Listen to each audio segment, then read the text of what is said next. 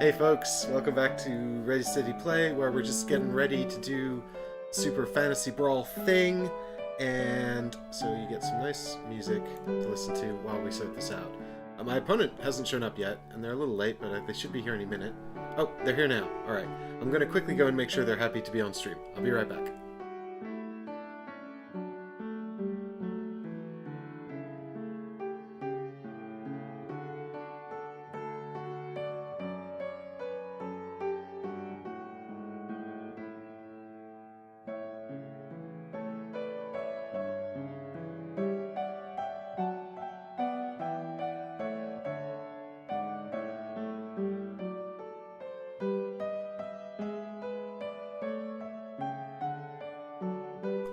Alright, Niv's just getting ready, and then we'll be all good to go. I'm running the same team as last week because I haven't played since last week, and I didn't have a reason to change. Chris is commentating on Az's stream over on Twitch as well, so if you want to watch the commentary over there, you can check that out. And that's This is Azrael on Twitch. He's streaming from their end, so he'll be doing commentary and stuff like that. Or you can hang out with me, the peaceful piano music. Or you can watch both at the same time. That would be fun, wouldn't it? That's fun. So, hey, Heggers, and Chris is in chat as well, because he has, of course, got the bye first round. You know, we just felt we'd throw him a free win, you know? Thanks for that, Chris. Posting the link. Oh, I should undeafen, actually. Let me go check on Niv to see if he's ready.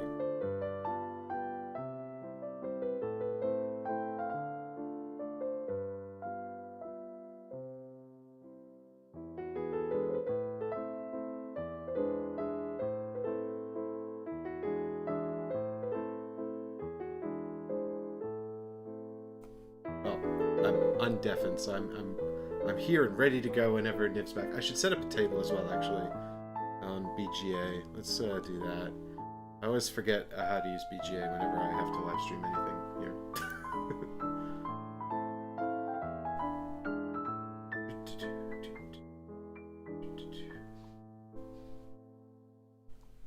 Ah, we could be playing Go Nuts for Donuts. That's so much fun. Super Fantasy Brawl.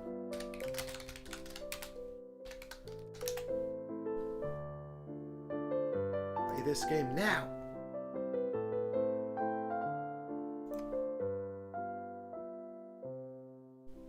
Don't open the table to other players. I need to... Normal. Real-time normal speed. No, wait. Training? No, normal mode. Yes, competitive draft. I think that's correct. Developed by Mr. Goes. Good job, Mr. Goes, for developing this thing that we're using. We could also be playing Draftosaurus. Yeah, Heggers, we need a Draftosaurus tournament. Chris, you have to go away and develop competitive rules for Draftosaurus, please. Competitive tournament rule set.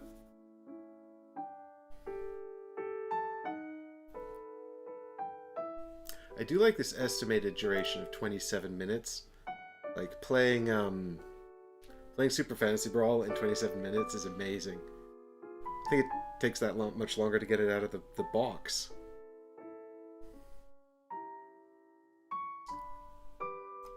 Hi, Niv, how you doing? No oh, hang on, bear with me here, I'm just futzing with my technology. You've managed to find me, have you? Oh, great. I don't think we've had a chance to play before, have we? Right.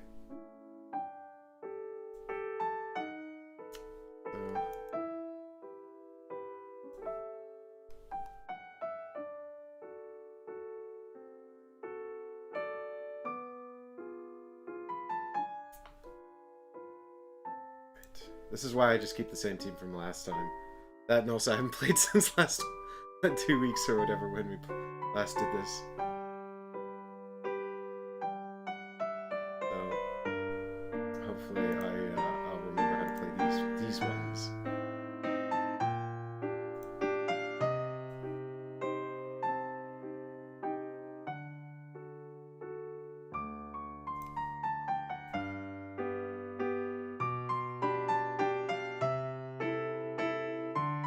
know. You have a team full of characters that are scary. But I really don't like Jax, because Chris is really good at him, so... Sorry. He's gotta go. I say Chris is really good at him. He's got this thing he does where my heroes immediately die.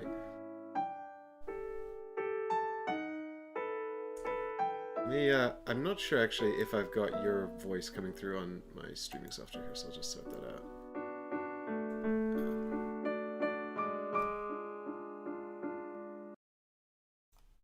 Alright, so it's oh god, technology. Sorry. That's alright. Alright, that should have sorted it. Fingers crossed. Okie dokie. Right, you've got Aket.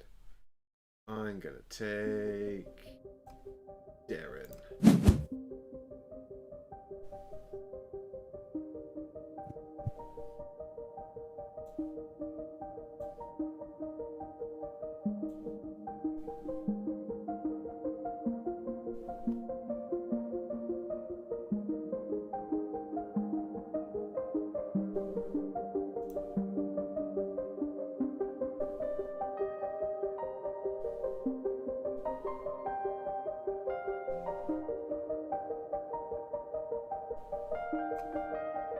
Back to you, bud. Yeah, no, I was just having a think. No, don't do that. It's much more fun when you don't think. For me. Zinshan. The Kinetic Kitty. Get him, Zinshan. And Lorelei. Okay, this is interesting. I haven't really played against Lorelei very much.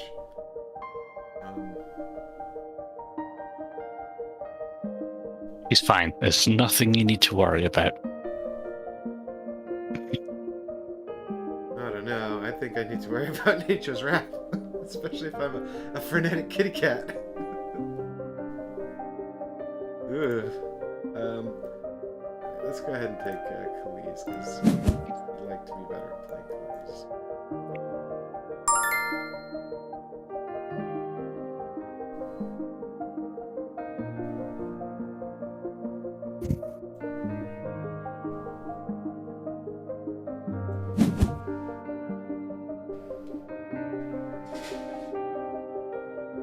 Oh, look at that. The log's like, let's brawl!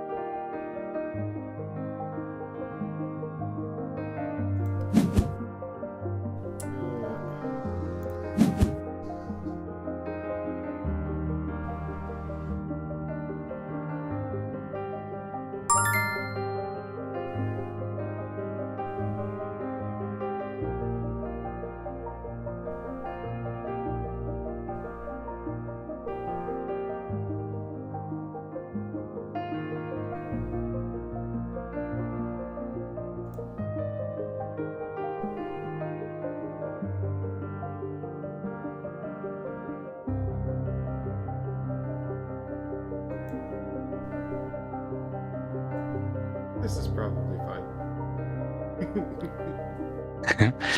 Yes, absolutely, totally fine. Nothing to worry about.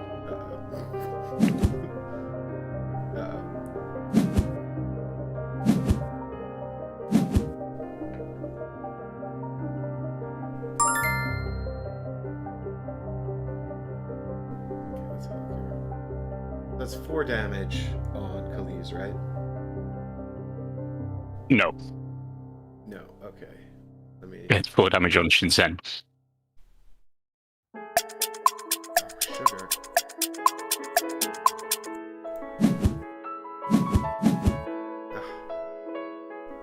I don't know why I played that. I died. I just panicked. The clock started ticking and I panicked.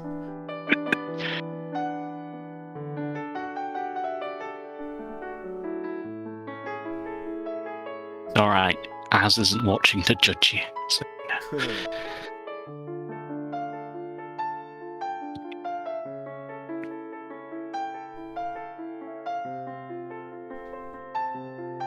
Unless he is. unless he's watching your stream, yes. That's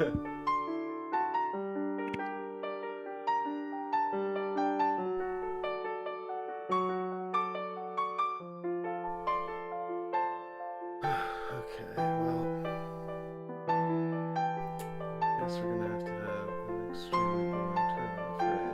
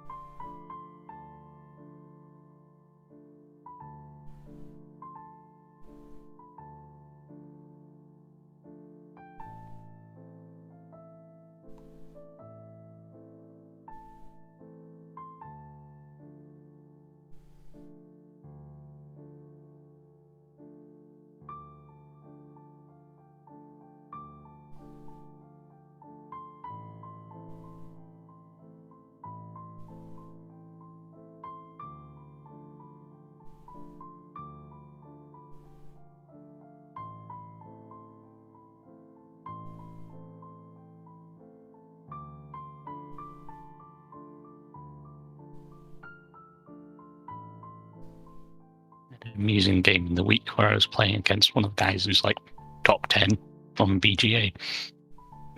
And I was moaning about the fact I had 5 blue cards in my hand at the end of the game.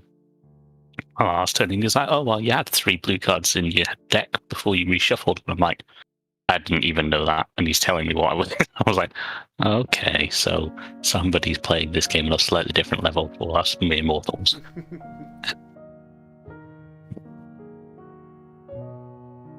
So was the flat 5 blue cards.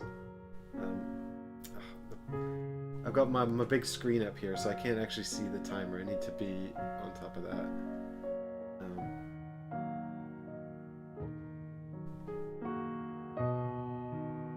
So let's see.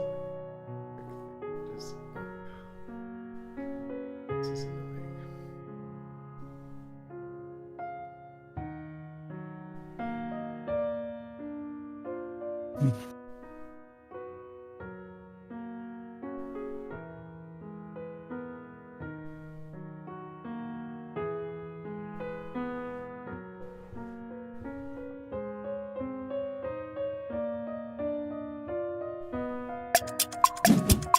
Alright, let's play Big Risks. Oh, god damn it. Well, GG. Sometimes it works out, sometimes it doesn't.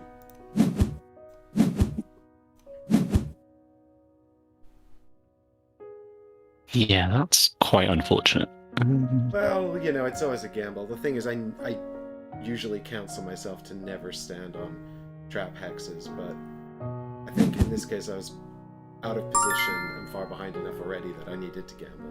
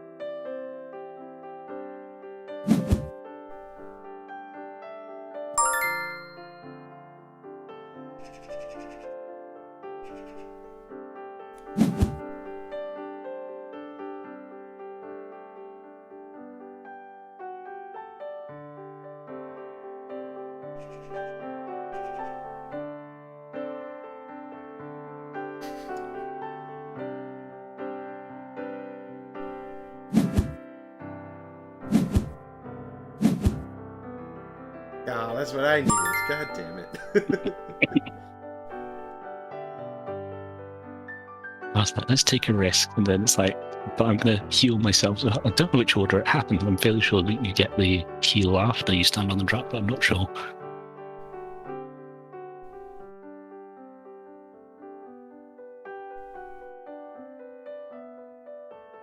Right, because you're thinking you actually play the standard yellow. Yeah. That makes sense.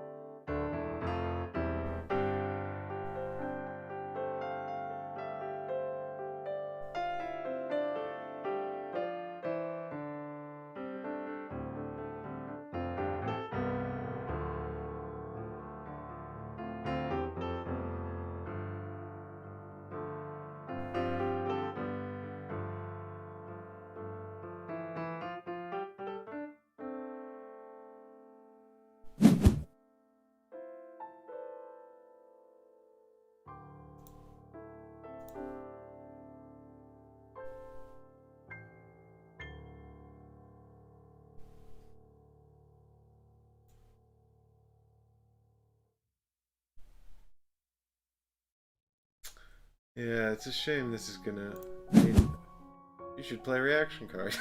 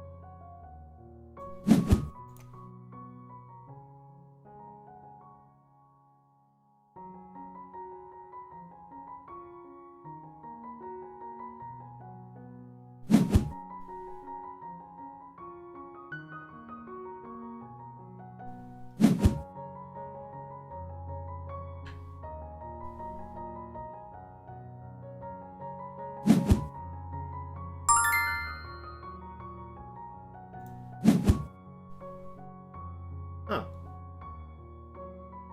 Not gonna help.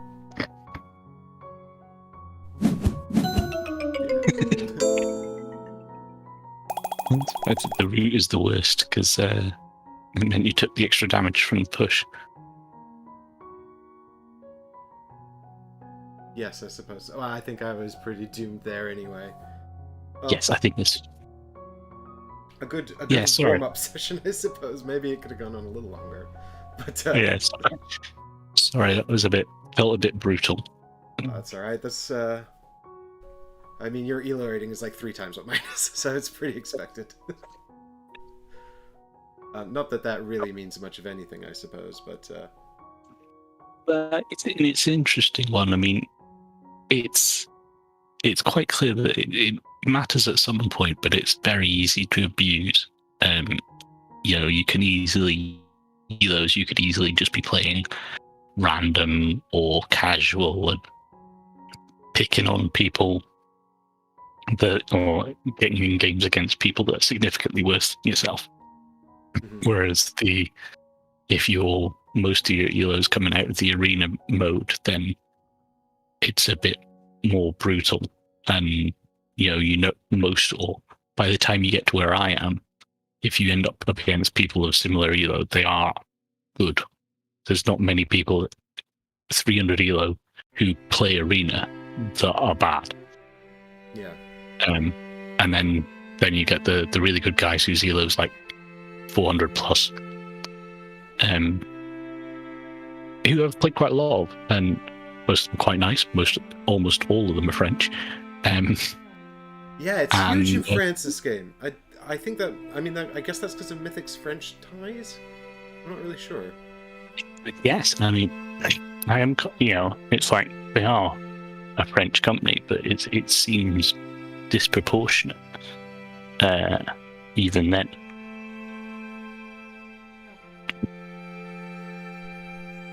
Yeah, it's interesting. So did you, here's a question for you. When you saw that I drafted Niv at the start, not Niv, you're Niv. When you saw that I drafted sorry, I'm also sitting here with lights on, and it's frying my brain in this heat. Oh my god.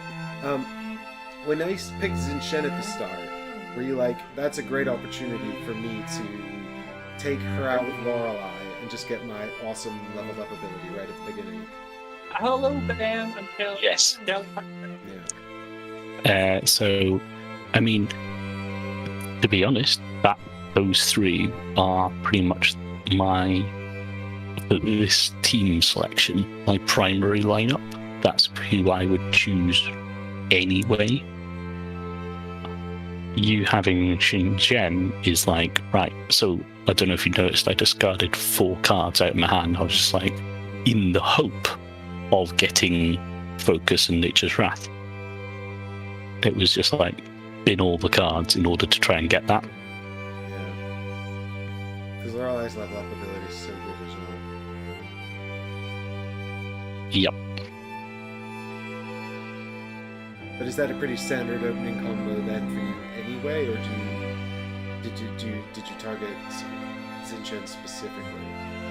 No, it was very much targeted on Xinjiang because what I was doing during when you decided what cards to discard, I was mathing out where to put Lorelei so that I could hit anywhere on the board. Right. So I by the point I discarded, I'd got the cards. I was like, right, what can I do? I worked out how I could put both Suzhou and Aket next to the statue and deploy Lorelei so that she could hit any of your 5 deployment hexes. That makes sense. So, and because it's Nature's Wrath, it's like instant death. It's quite funny because Lorelei is Lorelei's hardest counter, because for that exact reason, if you have Goldar or Suzhou and Lorelei, you can instantly kill an opponent's Lorelei or an opponent's Shin.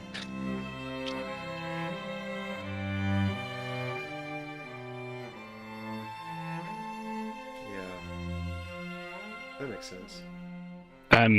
But it's a funny one, and I think because Shin-Chen's also quite good against Lorelei, especially as your Darren, because Hunter's Quarry into Telekinetic Fury is 7 damage. But I think the thing is the big difference is because I had turn 1. That's how it went. Well, I think given the apparent gap in our elo, or the demonstrable gap in our skill, it would have been nice if I'd had turn 1, but that's the way the cookie crumbles. Yeah. But yeah, I mean, I didn't. I do love. There's both Khalees and Darren have these nice sort of buff cards. I think Khalees is called Heaven's. Just gonna check now. Heaven's Blessing, and both of them combo quite nicely with Telekinetic Fury. Unfortunately, the turn I had them in this game was the turn where Darren was behind you. We're all at the bottom of the board in the yellow zone. And Darren was behind Aket, and Zinshin was next to Suzhou. So I couldn't actually target the same enemy with them both, which was a bummer. Yeah. Right, I am going to go over. I'm going to go back to the main room, and then I'm going to listen to see what Az has got to say. Absolutely. Well, thanks so much for the game, Niv, and Yes, we'll have a rematch sometime. Yeah, it's funny because it's like I feel bad, but it's like it's a valuable learning experience. It's always good to have some insight to how these things work. That's the thing. I'm quite happy to share my not very secrets and I don't claim to be good, but I certainly am clearly competent in Brawl. So I've not looked for a while. My last time I looked, I was 34 on the arena ladder, so I'm probably still in the top 40. That's very good. I mean, certainly by my standard, but I think that was a useful tip in there when you said that you were counting those spaces about how you were going to maneuver Lorelei and Suzhou and Aket on the first turn. I think that I do think I sort of think about those kinds of things, but maybe certainly in this game, because I was going second, I didn't really put a whole lot of thought into it. I was like, go next to the yellow zone. And this is actually comes back to the thing that's discussed every single time, which is starting challenges, and that one or the blue one if you're on the other side of the board are the most demonstrably difficult to deal with. So I can put 2 people next to that statue where I did, and it's incredibly hard to move them, and you might be able to do it, but the amount of effort you have to go to in order to do so is way more than, like, I just played a card and there was nothing else, and you had to have the right cards and have then spend like 3 moves just to get over there to do one push. Well, that's sort of I think that's sort of what one of the things that happened there. I think I might have been better off just letting you have that point and trying to position myself to do some serious damage to Lorelei, especially. See, and this is the skill gap coming back again, because I had forgotten that she was immediately leveled up. I mean, and also I played some reactions in this game that were completely pointless, so I clearly needed a bit more of a warm-up before I jumped right in here, but I should have maybe used that time to go and try and put some damage on Lorelei, just let you have that point, because by going down there and taking the point away from you, I mean, you got it in the end eventually anyway, and also I think I put myself in a less than ideal position. Yeah, and that's absolutely right, and I think it's very difficult to deal with that one, and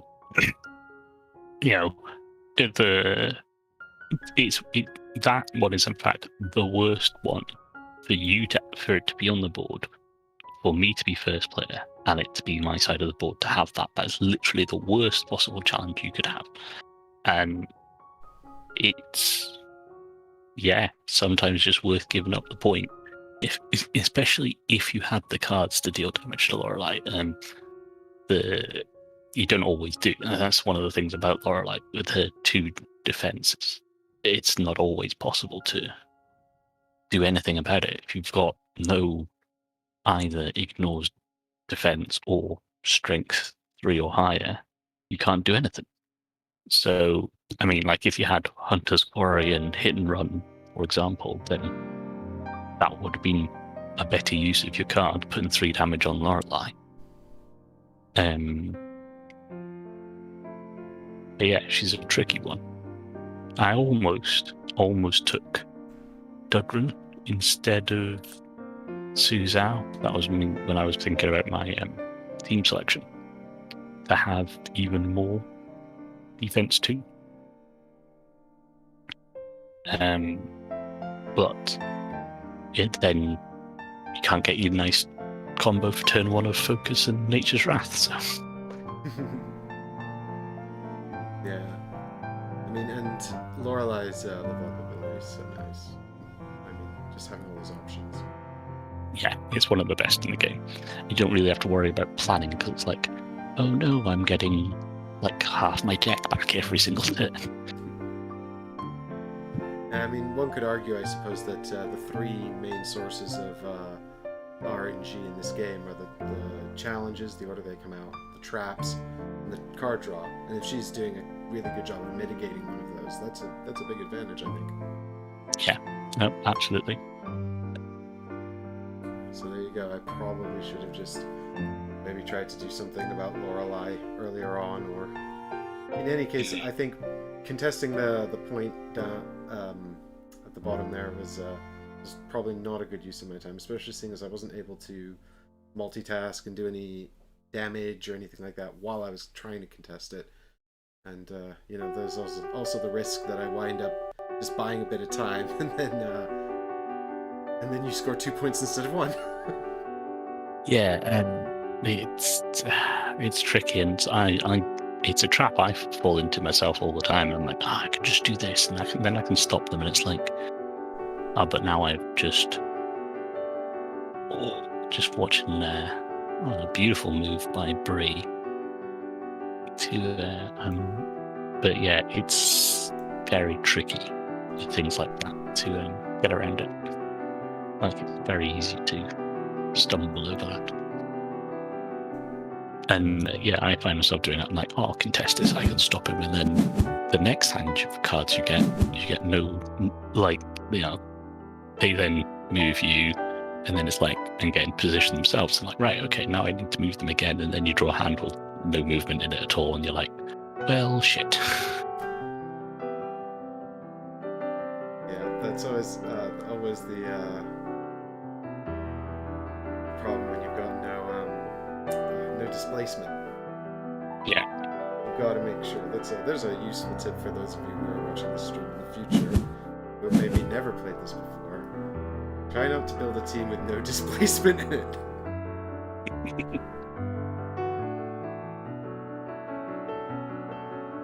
I don't think Tom's played in these before, has he?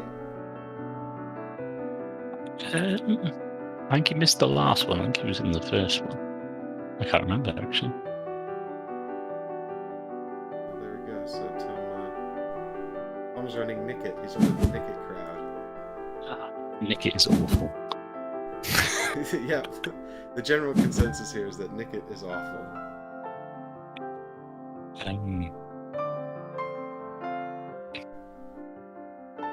You can do fun things with on turn one and get leveled up. You know, you can have an amazing turn one combo, but that's about it.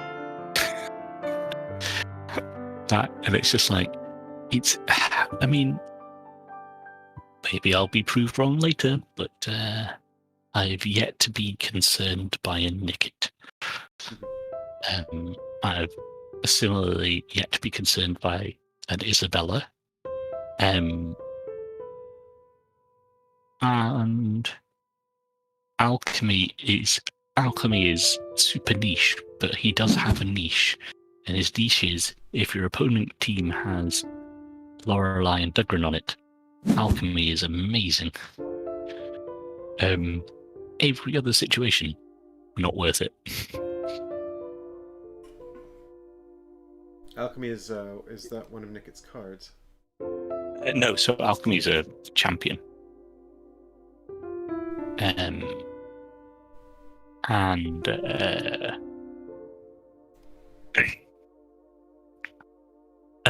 basically they have a very powerful level up that basically allows you to take one of your standard actions for free without using a core, which is huge. Wow. Yeah, that's amazing. And then they have two things. One is a card called Acid Rain, which basically does damage to everybody on the board equal to their defense. And it's a skill, can't be blocked. So Dugrin and Lorelei are just taking 2 damage. And then they have an attack that is a melee attack, but with a front 3 arc that does 2 damage that ignores defense. So that's a dead Lorelei if you get those 2 in the same and are able to play them together. I mean, I like the thematic flavor to Alchemy with Acid Rain and things like that, but it does sound quite situational.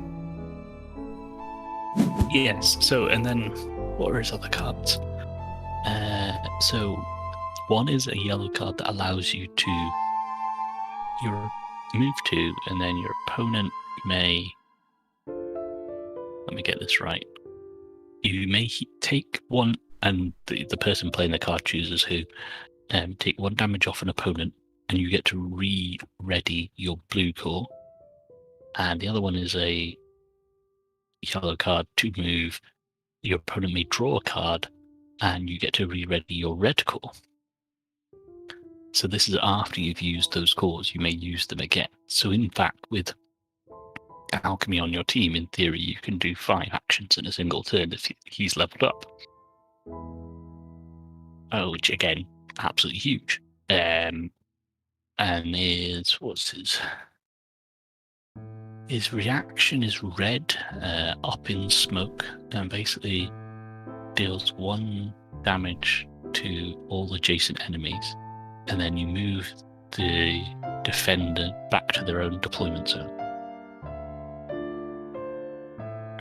Which is quite situational, but could be useful. What's their other card? Oh, it's like it's Recipe for Disaster or something, which is move 2, draw 2, plan 2 or something. So he only has 1 attack and has 1 skill that does damage based on defense. So as I say, he's super niche. But if your opponent's running Dugrin Lorelei, can be fun. yeah, I guess you want to take him with some characters that can add attack to the deck, then make up for that. More of a support character, really, than I guess. Yeah, like a complete support character, and It's kind of a it's bummer, though, like, with Acid Rain, you might come up against a team, that's like Taze, Darren, and Suzao, and then there's no armor at all, or like that. Yeah. Yep. Yeah, so, I mean, but it's one of those things, actually, it's quite interesting that you could have them in your 5-person rotation, just in case your opponent runs Duggar and Lorelei, and then just, but like, on the intention that you'd never use them unless that situation occurs.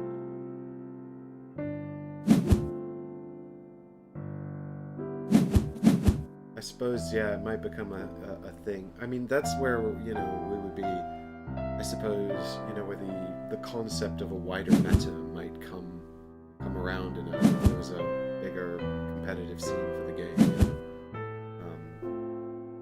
If there were, if some Lorelei or Duggar were mainstays on most people's competitive teams, you might start taking Alchemy just because the threat of bringing him might dissuade your opponents from drafting those characters. Exactly that. The meta game Big before the thing even begins. Yeah, big mistake from Bree, unfortunately, there.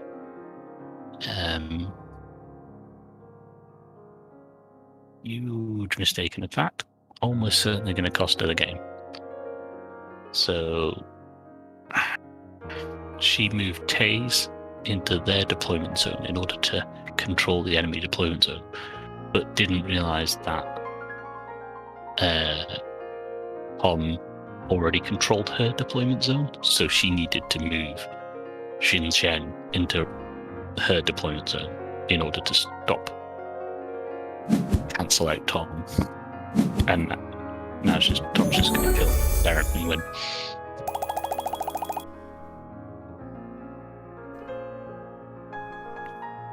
Yeah,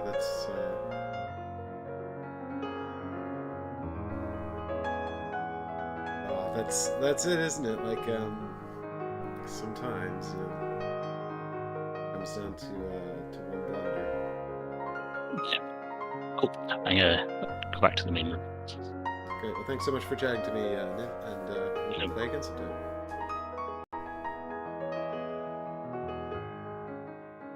Wow, well, that was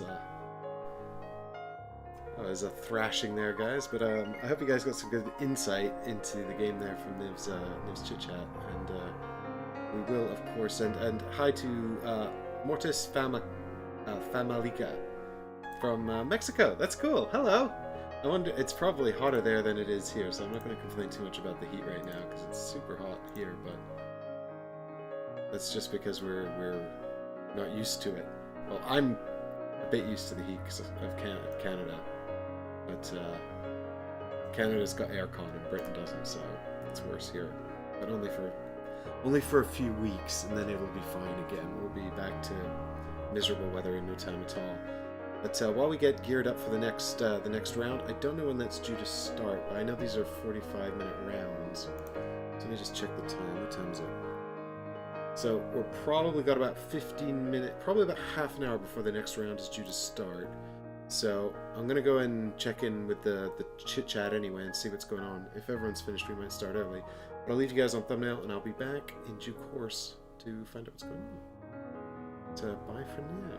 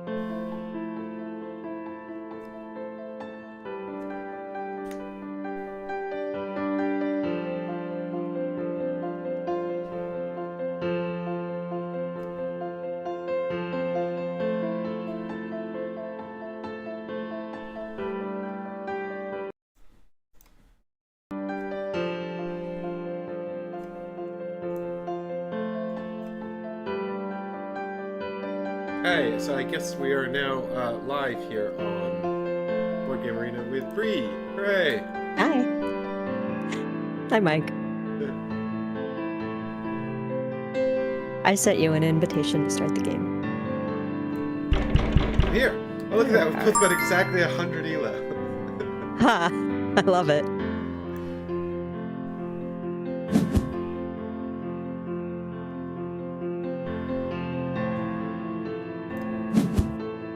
Still don't understand why this Extra. part's turn-based.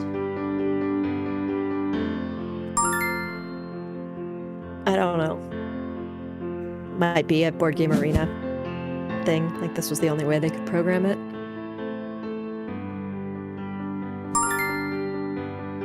Because this is just a modification of the live draft rules where you're actually seeing what each other's drafting and you have a set pool.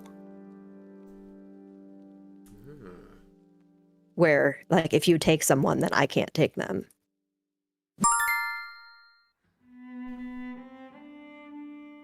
Right, yes. I suppose because that's how it would work if you're playing with someone's set. But of course, I suppose if they had an actual tournament format, you wouldn't be doing that because everyone would have their own stuff. Right.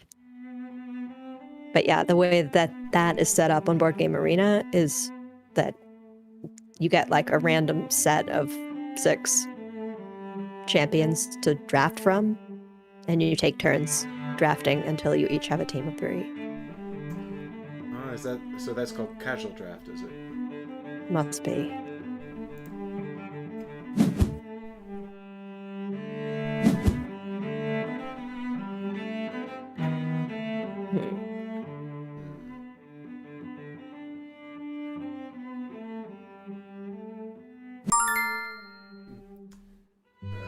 Corvash. Why, Corvash? Band magnet. How much do I want to? How much do I not want to deal with Duggar?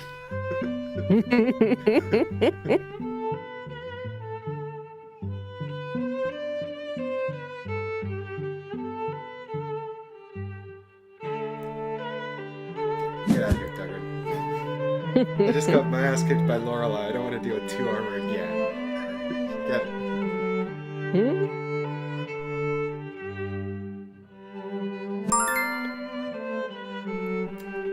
Niv had some interesting insight into sort of how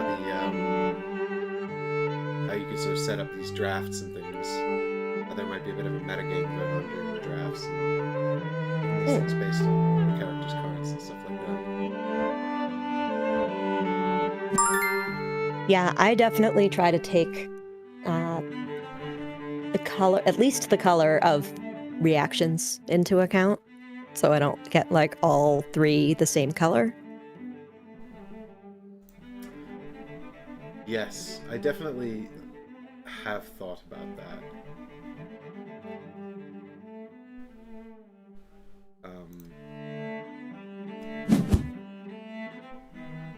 I think I thought about that when I chose my team, and then immediately forgot that that was a thing I should think about. I haven't played since the last tournament actually. Neither have I. To hit you up for a game at some point, and then suddenly 2 weeks ago. Yeah, we gotta do that. We gotta do that.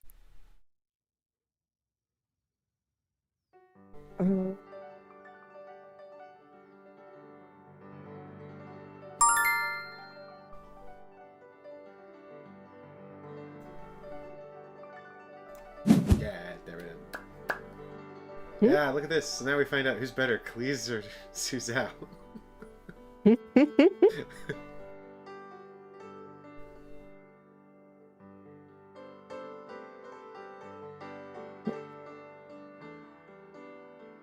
at that. The first objective is 2 of your champions leveled up. It's just like... I really hate when we draw that one first. That and control both deployment areas or control the enemy's deployment area. But this one is top of my list of worst first. It's just, it just means we're going to start by murdering each other.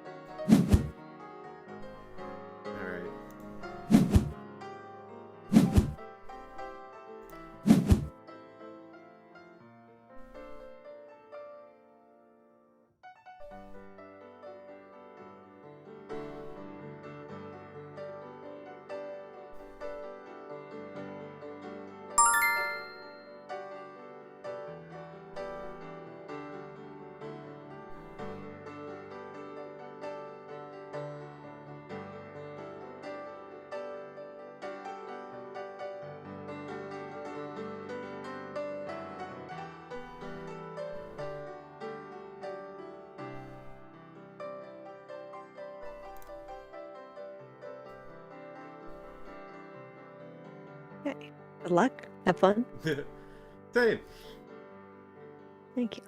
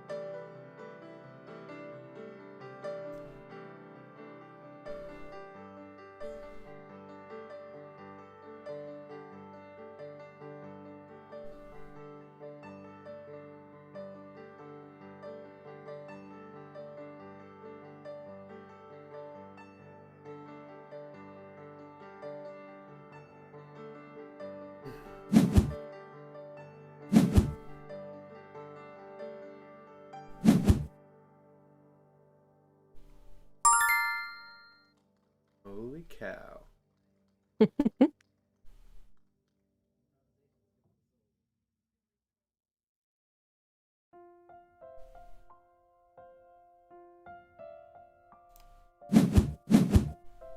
Youch.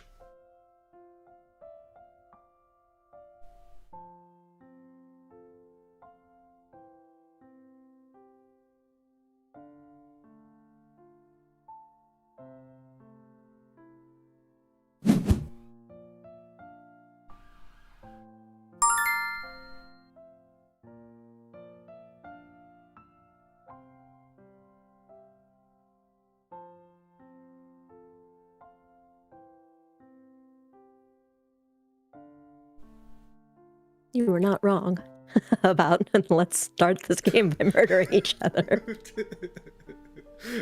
Ah, yes, it's the murder objective. Let's get started with the murdering.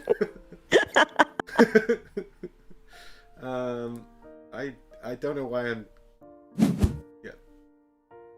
delaying here. I mean, on my choices. The good news is I couldn't actually murder anyone, but the bad news is I'm very close to being murdered. yes, you are. Now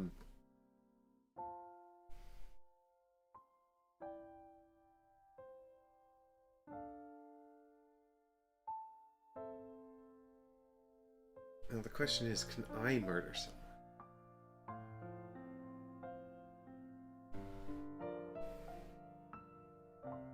That is an excellent question.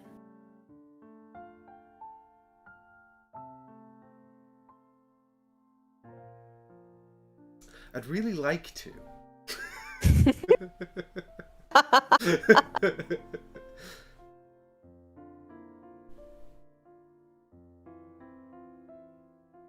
But I think the answer's probably... I think you're gonna like the answer. It's probably not.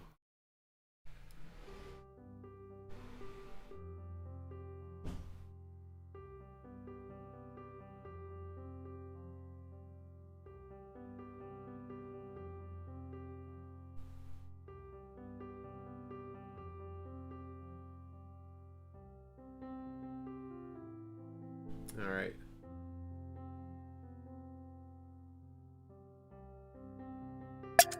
Oh god. Stop pressuring me, TikTok clock. I can't take it. Oh. Can't take the TikToks.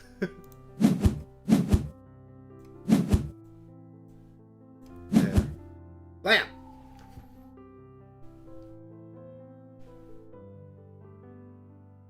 I don't have the timer up on my big ol' live stream here. Oh, I died! Oh, you had revenge. Damn it. Yeah. Bummer. You still did 6 damage? That hurts. A lot. Don't like it.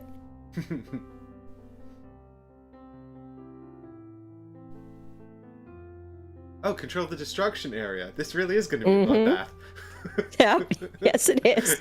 Was it you that I had the game against where we had all 6 spots in the destruction area covered for like 3 turns in a row? Oh god, no, I don't think so. That sounds manic. It was crazy. Oh. Right.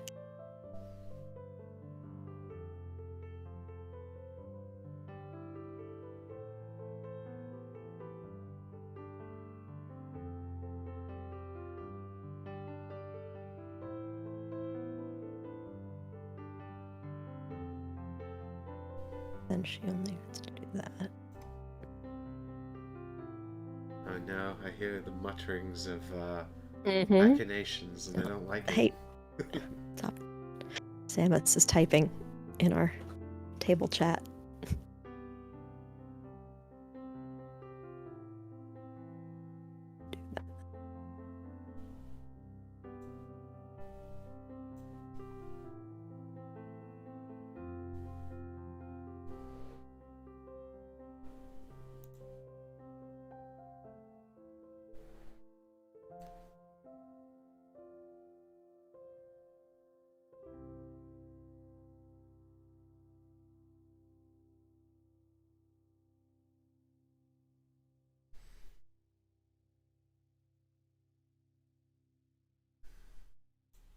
I don't actually.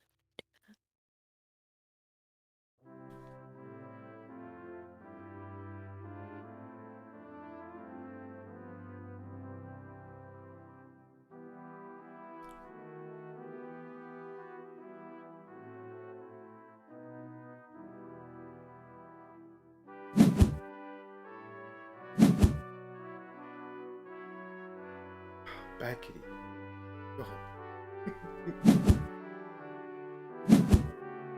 Oh, that's interesting. Alright, so you're going for the subjective here. Mm-hmm. Which means now I actually need to do something about that.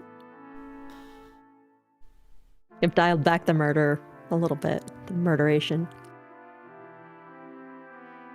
How could you? I'm sure we'll go back to it quickly.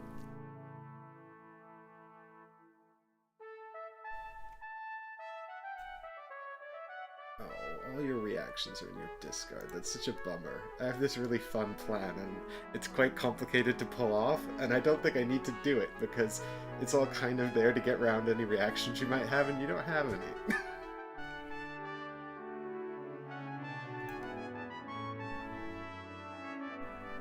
Oh. Oh, fine. I guess I'll just do... What do you think here? Wait, now I need a whole new plan. I don't even need that plan anymore. A whole new plan.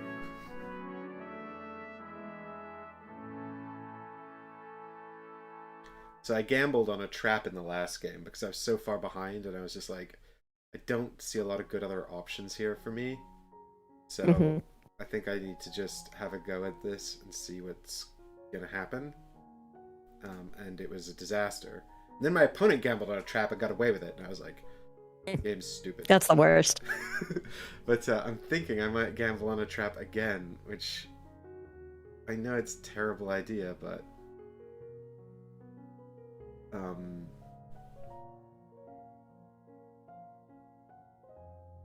But I just feel like it's going to help me accomplish so much. Oh, this is a bummer. I really...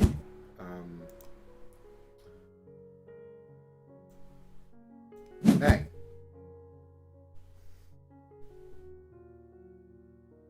I mean, you know I'm not reacting. I've evolved, Brie. I've sussed that much. I've sussed how to check the discard for 3 reaction cards. I love that word. Hey. Ow! We've got a lot of cats on this board. So now, if I want to deny you 1 point, I have to walk onto that trap. Yeah, Khalees is very afraid of all the cats. Alright, let's do it. Don't like it, but I'm gonna do it. Youch! Ow. You must set a new trap. Over there. Ba-bam. Oh, man. Oh wow, yeah, this really is just like this is turning into a Come reboot to of the that. destruction area. There's a reason it's called the Destruction Zone. There's that. Can't do that.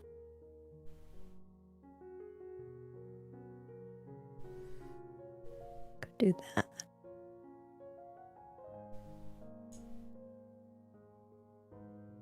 I'm pleased to hear you have so many options. I'm sure you are. Ecstatic. I suppose it's because you don't have any reactions at hand. Yeah. That is true. All the cards are now viable. Do you know what I really don't like, though? Well, actually, it's probably fine, but I just noticed that Flash of Jade is not in this card. Which is something I should check if I was being all competitive and good.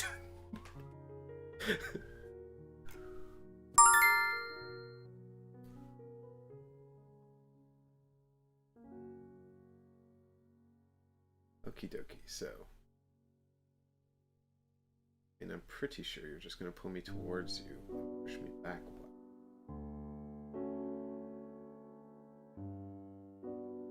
Because otherwise it won't trigger at all. I suppose you could move me down and to the right and push me back into my deployment zone. How much of a bummer is that? More importantly, do you have something like Telekinetic Fury that's then gonna kick my ass?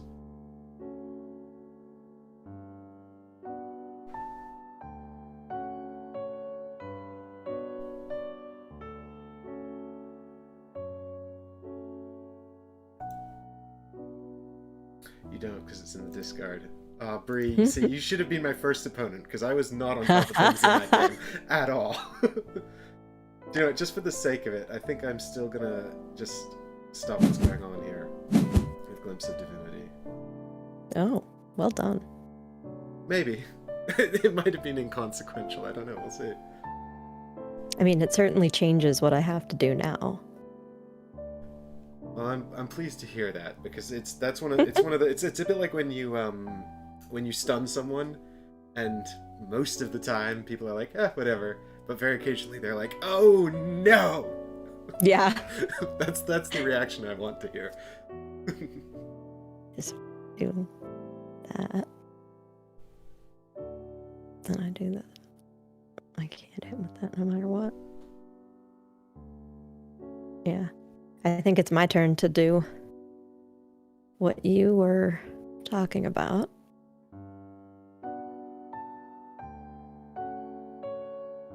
Doesn't matter, does it? Oh.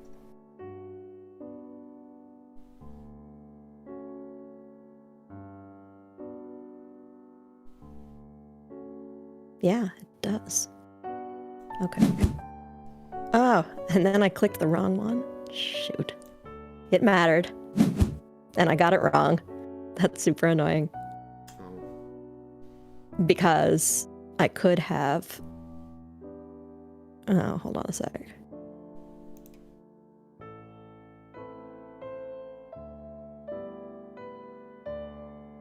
For those of you watching at home, this is a very difficult game to plan and execute and play effectively while also chatting. Yeah, it's true.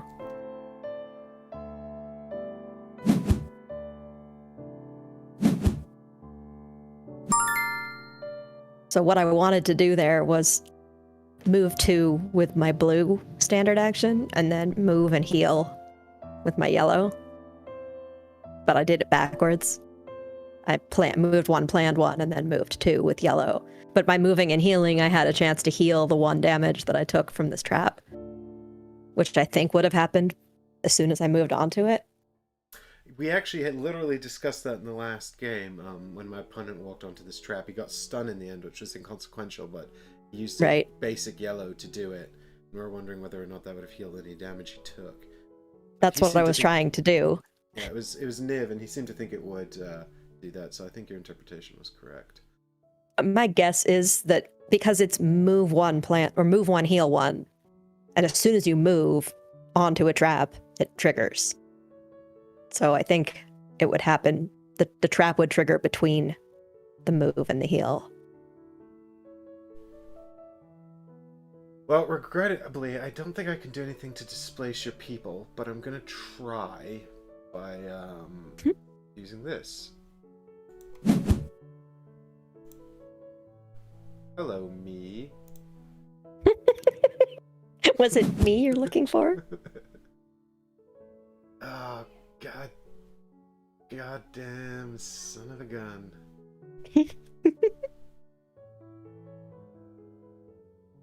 Oh, and now all of your reactions are in your discard. Yeah. Which means you have options. No, I should probably have just let you push me last turn. Because I did not that's the thing about reactions, is the core that you lose, and that's rough. Yeah, and on now your I'm next thinking, turn. I at the time I was thinking I don't have any better actions, but I was also not planning to use contemplation. And now I have. And now I think I'm just literally going to plan the 2 cards I just drew like a derp. Nothing wrong with that.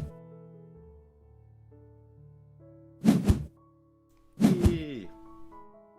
I could not get you out, but I could at least stop you getting the 2 points. Yes. That's true. Alright, let's murder! Bring on the murder. Oh, let's see. Sinshent leveled up. I don't like that. But you know what's Do even not scarier? Egyptian birds. Yeah, you're not wrong. Nobody ever punches Khalees. Khalees has got this the card I just played that lets her swoop 3, and then she regenerates 1 health for each tile she swooped through. And I think I've never actually used it to heal her. I think everyone ignores Khalees. Which is obviously a huge mistake, because she's amazing. What if I do that?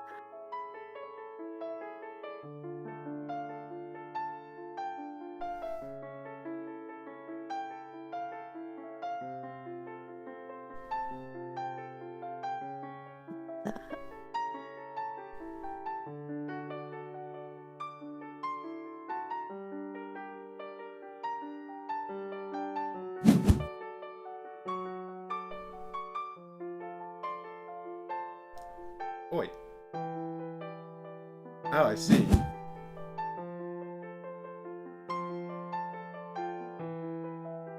What do I mean to do? You did not mean Yes. to play that, I think. Oh, yes. Oh, No, I did. Oh, God, yes, you can go right over allies. Well, I confused someone punched myself Khalees. with the same thing. Yes, I forgot you can just cross over allies. I was like... And it's not always easy to see on the interface Yeah. that you can do that.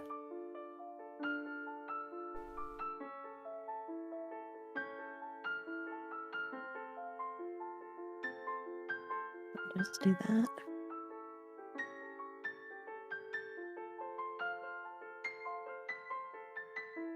or more.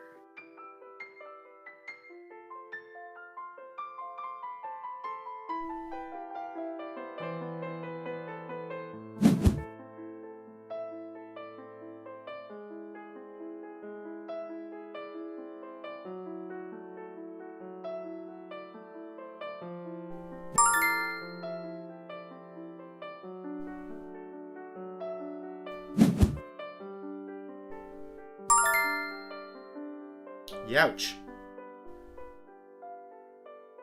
Trying to make it really hard for you to get back in there. Yeah, you're working on it.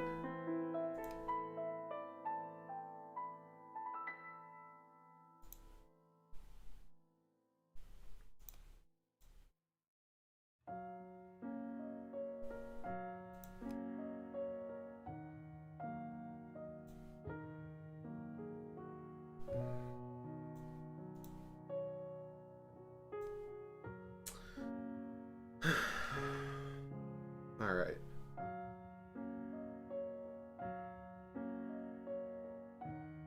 Poor Khalees. I feel like I was just bantering and then you were like, challenge accepted.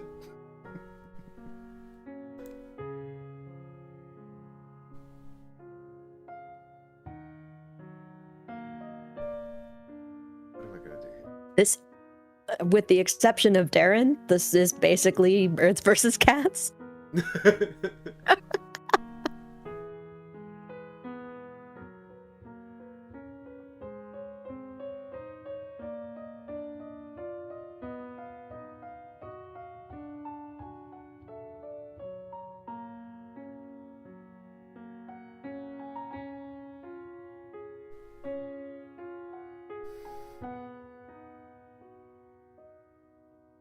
Okay.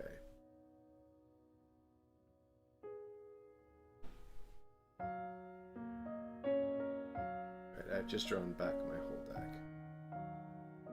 Okay, so what is this going to actually achieve then?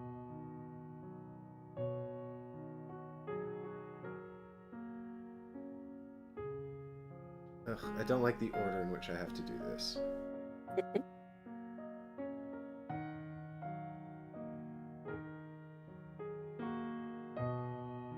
Once again, we come down to a gamble. Alright, here we go.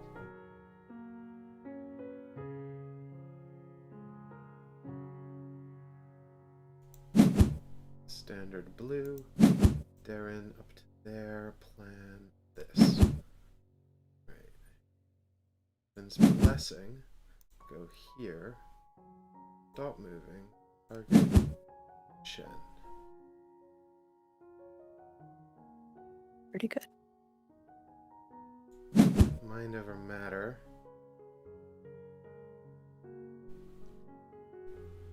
Oh, Actually, this might be a smarter play.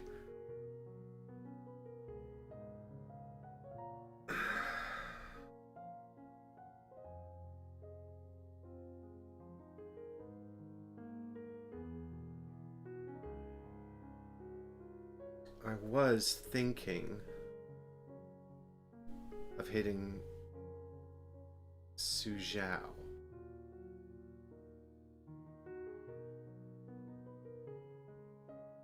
But I noticed it's indirect. So it might be more productive for me to hit Xin Shen. Yes, this is the gamble. And this... Oh, this reduces the gamble.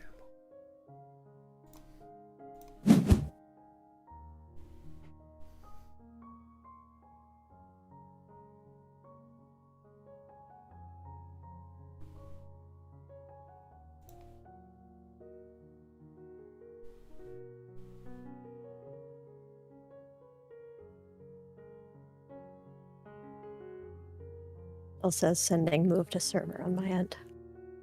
Like I clicked do not react, but it hasn't actually sent it. Unable to contact server. Are you connected to the internet? Pretty sure I am, yeah. Yeah.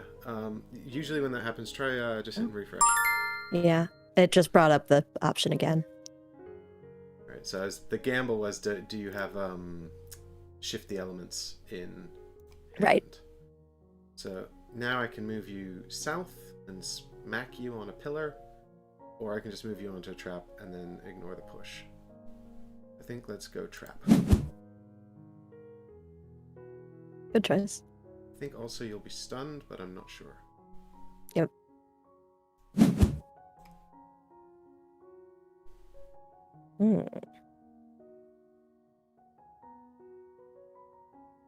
All the trap hexes are busy. Yep.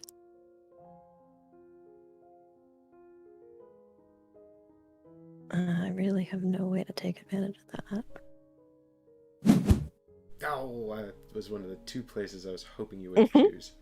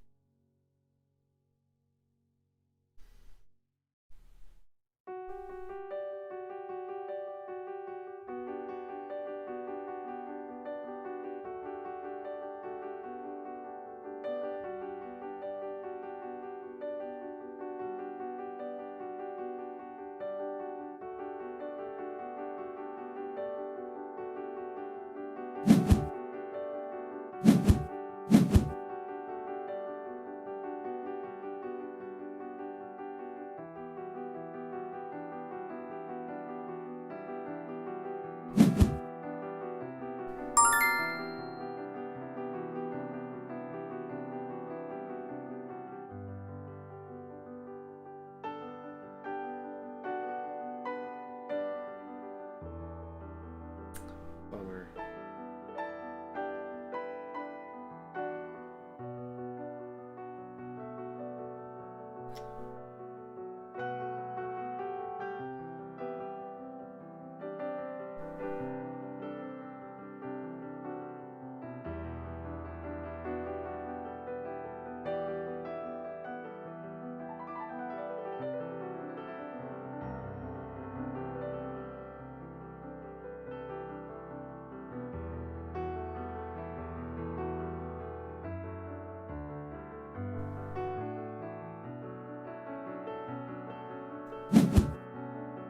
Youch.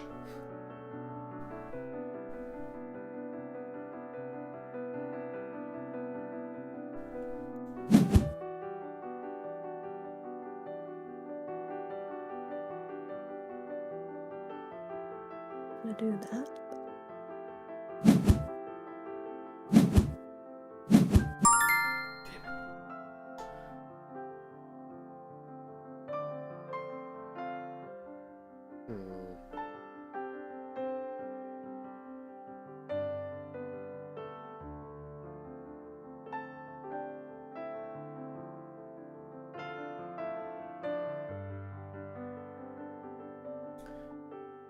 It's funny though how this destruction area challenge came up and both of us were like, that's our goal. Ignore all other priorities. Get that destruction area.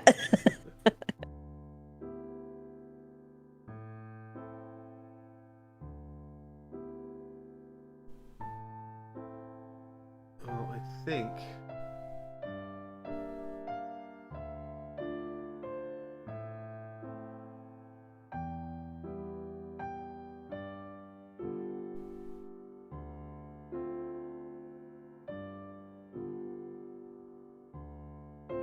I think I can continue to try and deny you this, but I'm just not sure if it's worth it.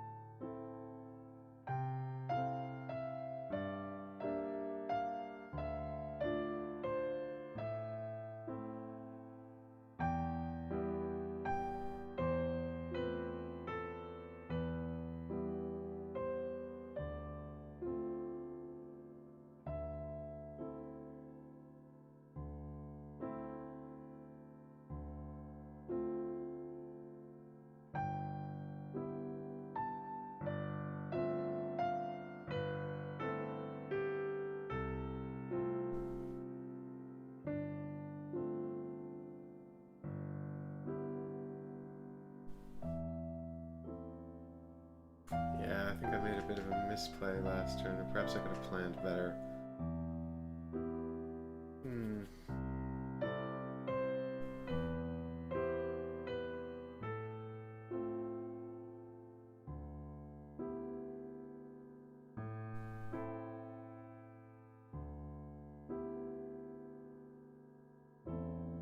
Hey, folks, just letting you know that you have 8 minutes left. Okay.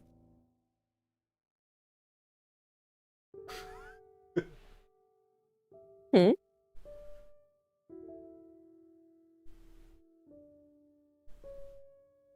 I only have 1 point. This sucks. Oh god, and now I'm running out of time as well.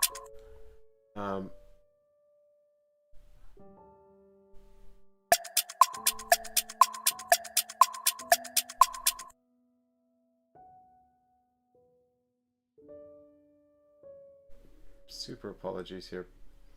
Oh, take your time. The problem is I'm juggling 2 plans in my head and I need to commit to one, and...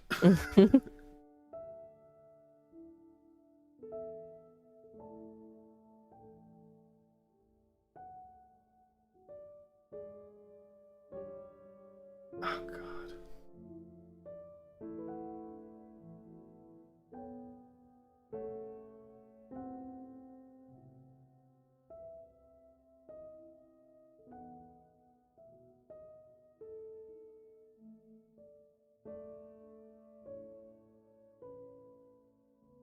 This might be dreadful. Let's find out.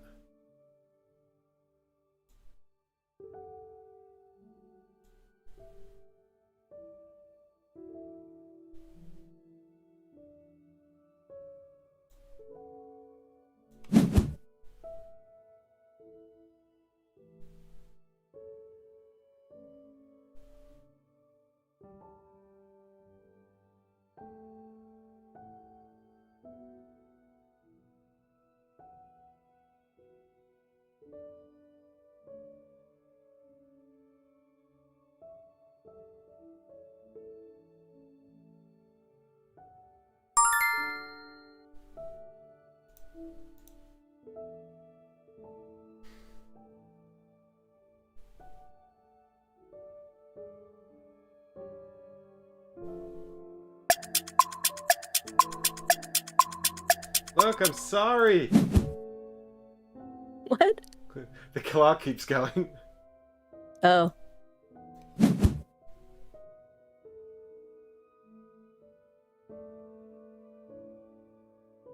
Yeah, the little, you know, when you're, I think I've overstayed my time, and it just keeps tick-tocking at me, and I get all stressed out. Ah. Damn it.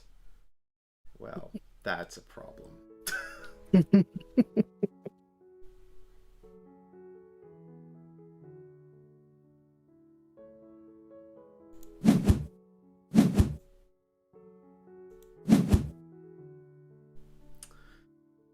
Yeah.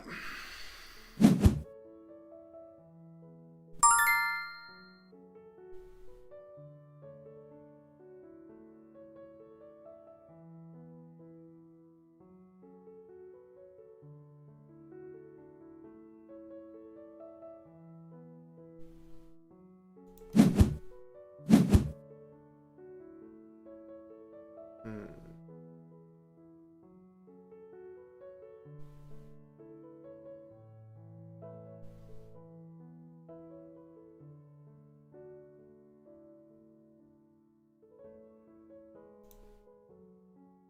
Go away.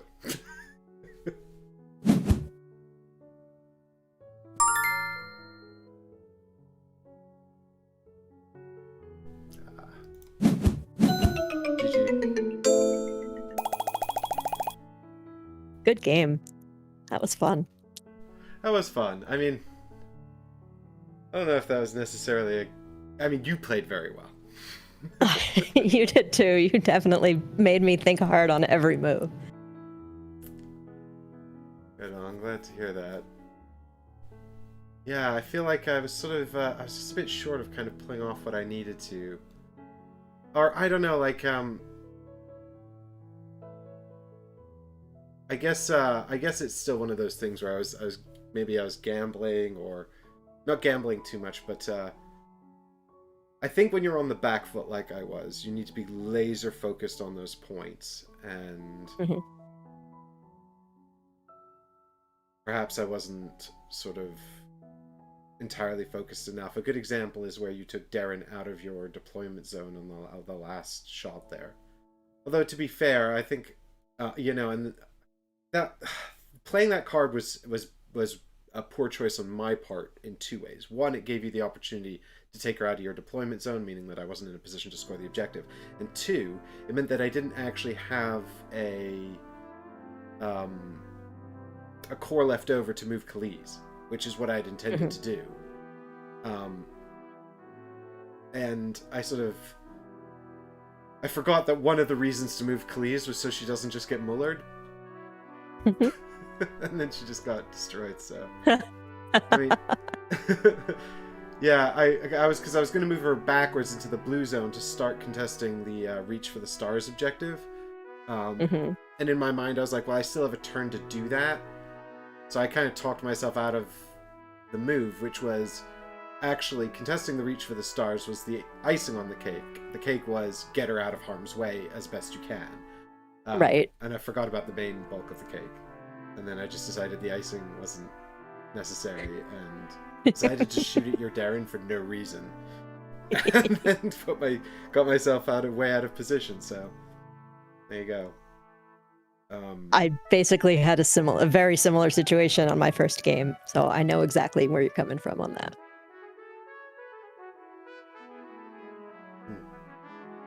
I think we may be the last to finish. Looks like everybody else is in the main chat. Okie dokie, well then let's get back to the main room, I think. Okay.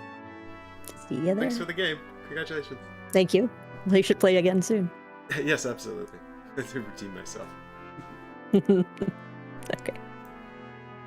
Thanks for watching, everybody. We'll be back in just a minute with the next round of Mike Continues to Lose Super Fantasy Brawl.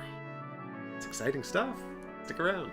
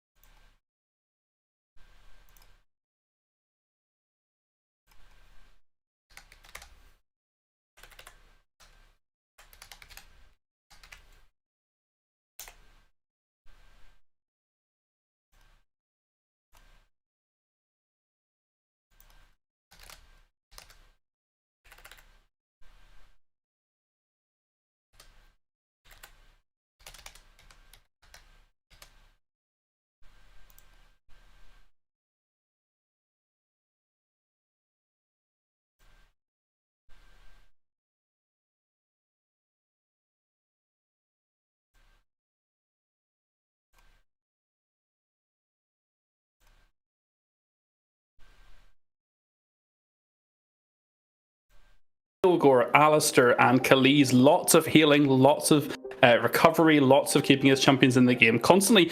And now he's gone for a completely different team because in SFB you bring 5 champions, and each time you sit down to play you have a champion banned by your opponent, and then you'll alternate picking until you pick 3 out of your remaining 4. So Stu is a completely different team from what he had before. Meanwhile, on the other side, we've got Jacques, who is really well known for his coup de grace, which is one of his amazingly strong, powerful attacks. We've got Dugrin, who's really best known for his red reaction, his ability to not be displaced and how you can push people around.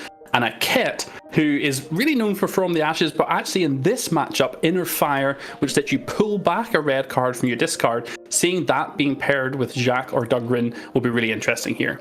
So, Mike, which of these two teams would you rather be playing as if you had to be playing right now? Well, I can see between the two teams, they've got all of my heroes. Okay. I've got, because Xin Shen I know, and Aket I can do, Dugrin I can do. So really my wild cards are Nickit and Jax. I know Jax is really good, because Chris plays him. And he's got that combo. That's a really good way of measuring. Oh, Chris plays them. They must be good. I love it. Well, you know, this is my barometer. I don't, I wish that I had more, more time for this. Because, which game are we watching? Chris is he's your training buddy, right? Chris is your, like, sparring partner for Super Fantasy Brawl, basically. Yes, 100%. Because the reason for that really is because Chris has gotten super into this game, and I'm not saying that I haven't. It's just that I'm sort of still in that problematic area where where I'm not good enough to. It's the same reason I had to stop playing X-Wing, right? I just don't have time to put the reps in, man. Like Chris is putting the reps in, and he's gotten really, really good. You know, so he can give me the insights and he can give me the knowledge, you know. But he's got those combos and he's got that insight. And that's the thing, right? With any game where you can go deep and learn all the champions, all the cards, all the abilities, the current meta, and practice those games, X-Wing, any living card game, any trading card game, a lot of miniatures games, 40k, Malifaux, whatever it may be, they're all going to have that issue, right? And it's all about playing against people, and that's why we're doing this event. So hopefully you get some games where you're not playing against people who are hardcore deep into the strategy. You get some fun games with people who are a bit lighter like you are, because what Stu just did which was to reply to Niv's all-out aggression with Jack with the most insane Xin Zhao telekinetic fury combo and Burning Wrath. That was absolutely brutal. I did not expect that to happen, because what happened there was Nickit used one of his support cards, which makes a champion take a damage but get 2 extra damage for doing so, 2 extra strength for doing so, and then play telekinetic fury for strength 4 twice, because it's doubled. And that just destroyed Jack. I did not expect that at all. And I'm choking on my Pop-Tart. So that's the kind of thing where I might have done the play that Niv did. The very aggressive, getting in your face, starting to put damage down. I would never expected Xin Shen to come back. Excuse me. Yeah, and I mean, I think that Niv is a really good player. I played him in the first round, and he just took me apart. I mean, and to be fair, like, you know, I can. He did, I suppose, have a little bit of an advantage in the sense that he got the first play, and he also got to control the yellow zone, and I think he was on.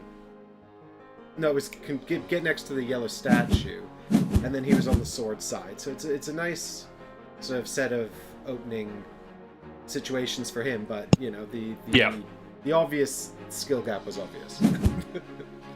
Forgive me, sorry, I was choking there terribly. I had to grab some water. The first player in, especially if they're on the sword side, into the 2 champions adjacent to Esme or to Ragdoll statue, which is the yellow one, is brutal, and vice versa if it comes up for the axe and the blue side. Like it's really, it feels bad because you feel like you're chasing and trying to displace from the very start. Yes, and I was discussing it with Niv, and we were talking about whether or not it would have been better for me to perhaps just give up that point right away and try to sort of position myself better, gain ground in another way.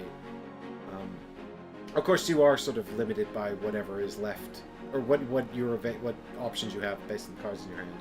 You know, but that's where the skill comes in, right? It's being able to look at the cards and see all these different options and make intelligent strategies based on what you've got. You know, and there's a lot of these clever plays that are going on that I still don't. Oh wow, what was that? Well, that was Blizzard from Dugrin, which does a 2 strength attack, and if any of that damage gets through at all, it then does 1 damage to all the other champions on the opponent's team. Wow. It's one of Dugrin's such a lesser seen champion, but when he is played, he has a lot of versatility. It's just he struggles a lot with movement and getting around the arena. He often needs a bit of support to do that well, which is where Akhet actually works quite well with Dugrin, because Akhet can fly and pick up Dugrin and drop him places.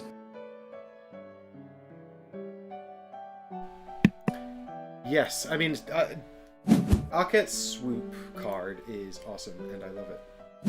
Tech Flight is one of my, I think it's probably my favorite art in the entire game, actually, and because it's swoop 4, and any champion, the first champion, but any champion, ally, or enemy is picked up and dropped, is so flexible. So it can be used just for its movement, it can be used to save or support an ally getting into fight, it can be used to destroy a strong position of the opponent, or to drop one of the champions on a trap. Like, it's very versatile if you can keep Akhet in good places and give him those straight lines he needs for the swoop to be effective. And that's one of the most important things in the game, with your direct attacks and straight lines and your swoops and dashes and straight lines.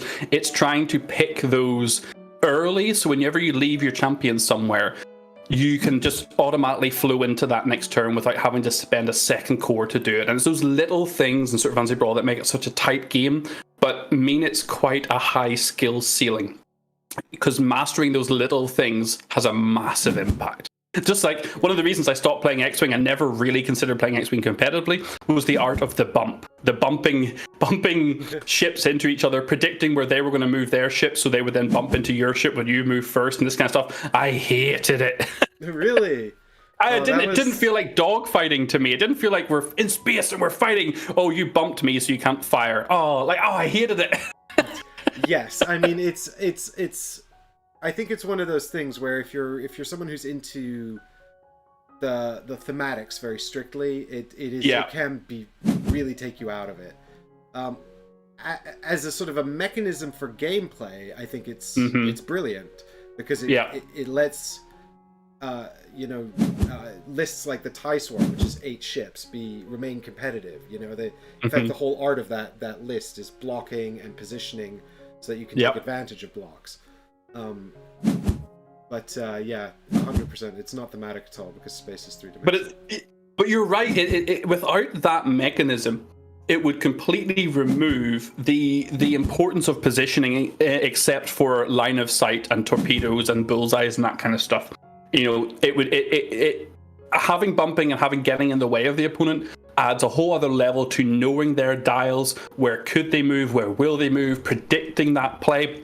And that's one of those things that Super Fantasy Brawl doesn't do anywhere near as deep as that, but it's one of those examples of this is what turns it from being a kind of relatively low skill ceiling or a very high skill ceiling. Because if you play a player that knows all of your dials really well and knows how to dance around you, they will dance and barrel roll and boost, and you'll never get a shot on them the whole game. But one of the things, this is something I was sort of speculating about. And sorry, I think we're probably watching an incredible game of Super Fantasy Brawl. It's fine. Talking about it.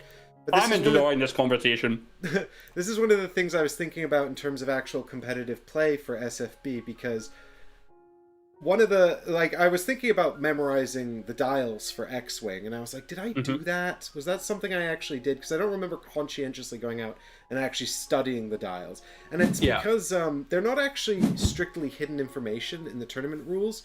And so the way it manifested in actual tournament play was that you could ask someone at pretty much any time outside of, Worlds. Well, outside of the hidden information, to look at their dial, because the premise of the game is you set the dial, and then once it's set, at some point it's flipped to reveal the maneuver that you planned. And once it's been set, once the planning stage is over, you can't look at it until it's revealed. Otherwise, that would ruin the game. But, people were very willing, even once they'd set a dial, so long as it was still the planning phase, to just pick it up and twist it to something else and let you look at it. In the tournament scene, people were very, very good about that. And very kind about it. Which is great. Yeah, I think I really lucked out being a part of that scene, really, because everyone was so nice. And really, it had a very sort of healthy competitive scene, I think.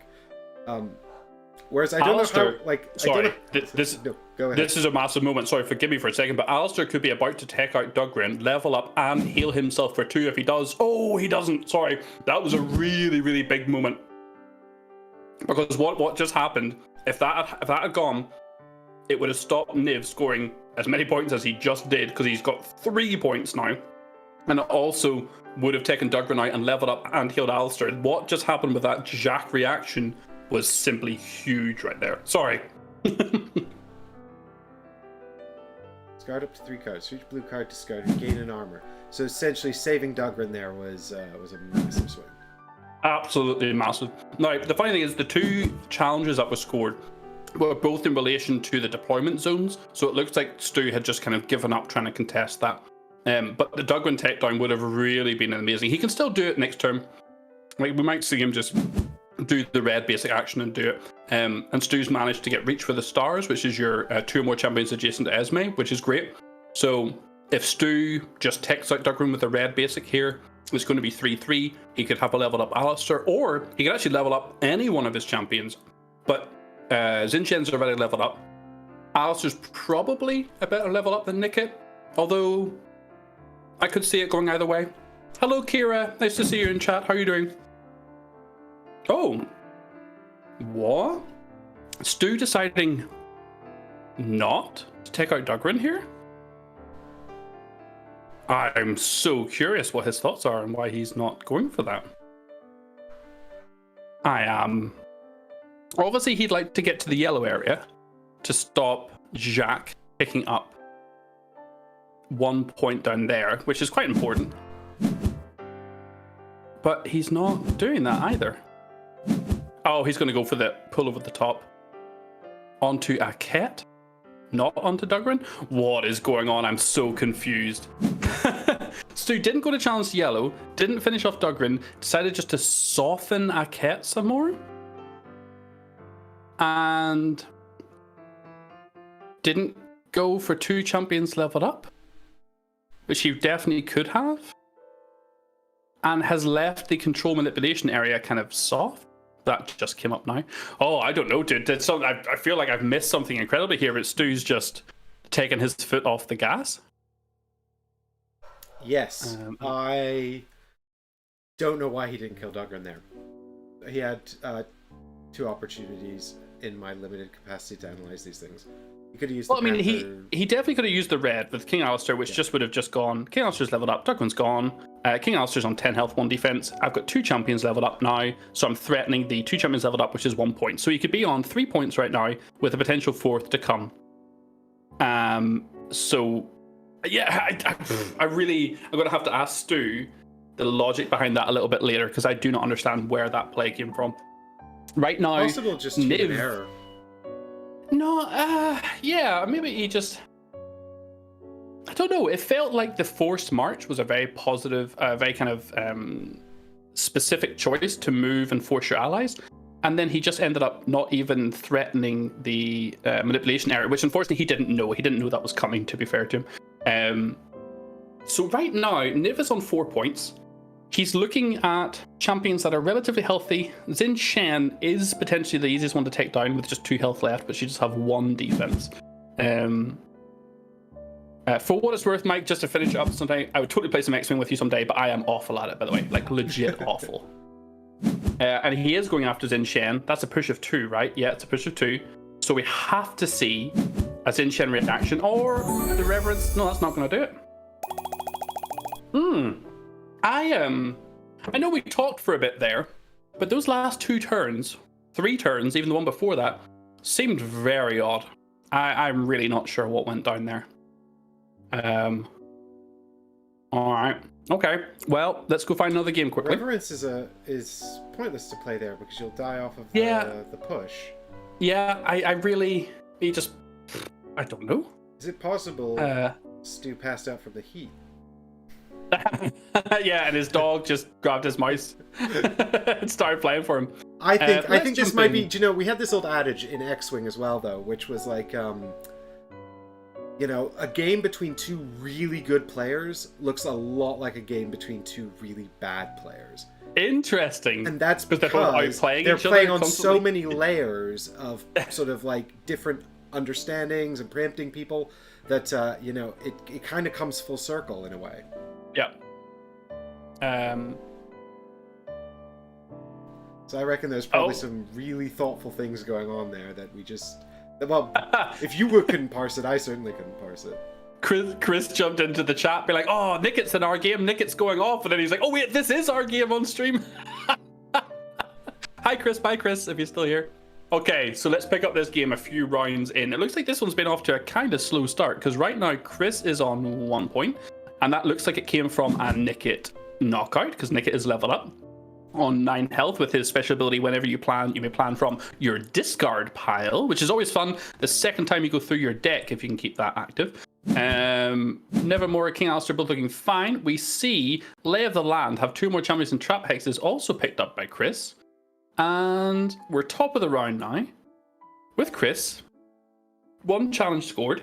3 champions adjacent to the same statue is not really favouring majoritively either of them right now. And then have a champion adjacent to each statue is coming up worth 1 point next round. So 2 completely polar opposite challenges for the guys to focus on. So, yeah, Nicket's hurt. King Alistair and Nevermore are fine and dandy and healthy, as is their wont. I just realised Nicket on the other side must have been the champion that went down, because he's fully fresh and far back. So yeah, Chris has this pretty well on lock right now by the looks of things, but it just looks like he scored those 2 points primarily because he couldn't get displaced. It looks like Tom just didn't have a way to push him off those trap hexes. And as you said, things with Super Fantasy Brawl that sometimes are easily overlooked as a new player but that have a massive impact are things like your trap placements at the start.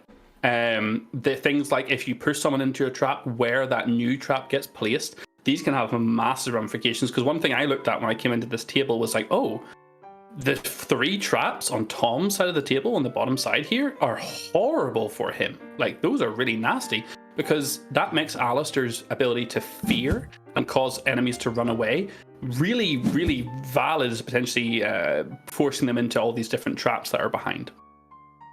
Yeah, I think that, you know, when I was picking up X-Wing competitively, I was already looking for videos on tips and tricks, things, you know, like little things.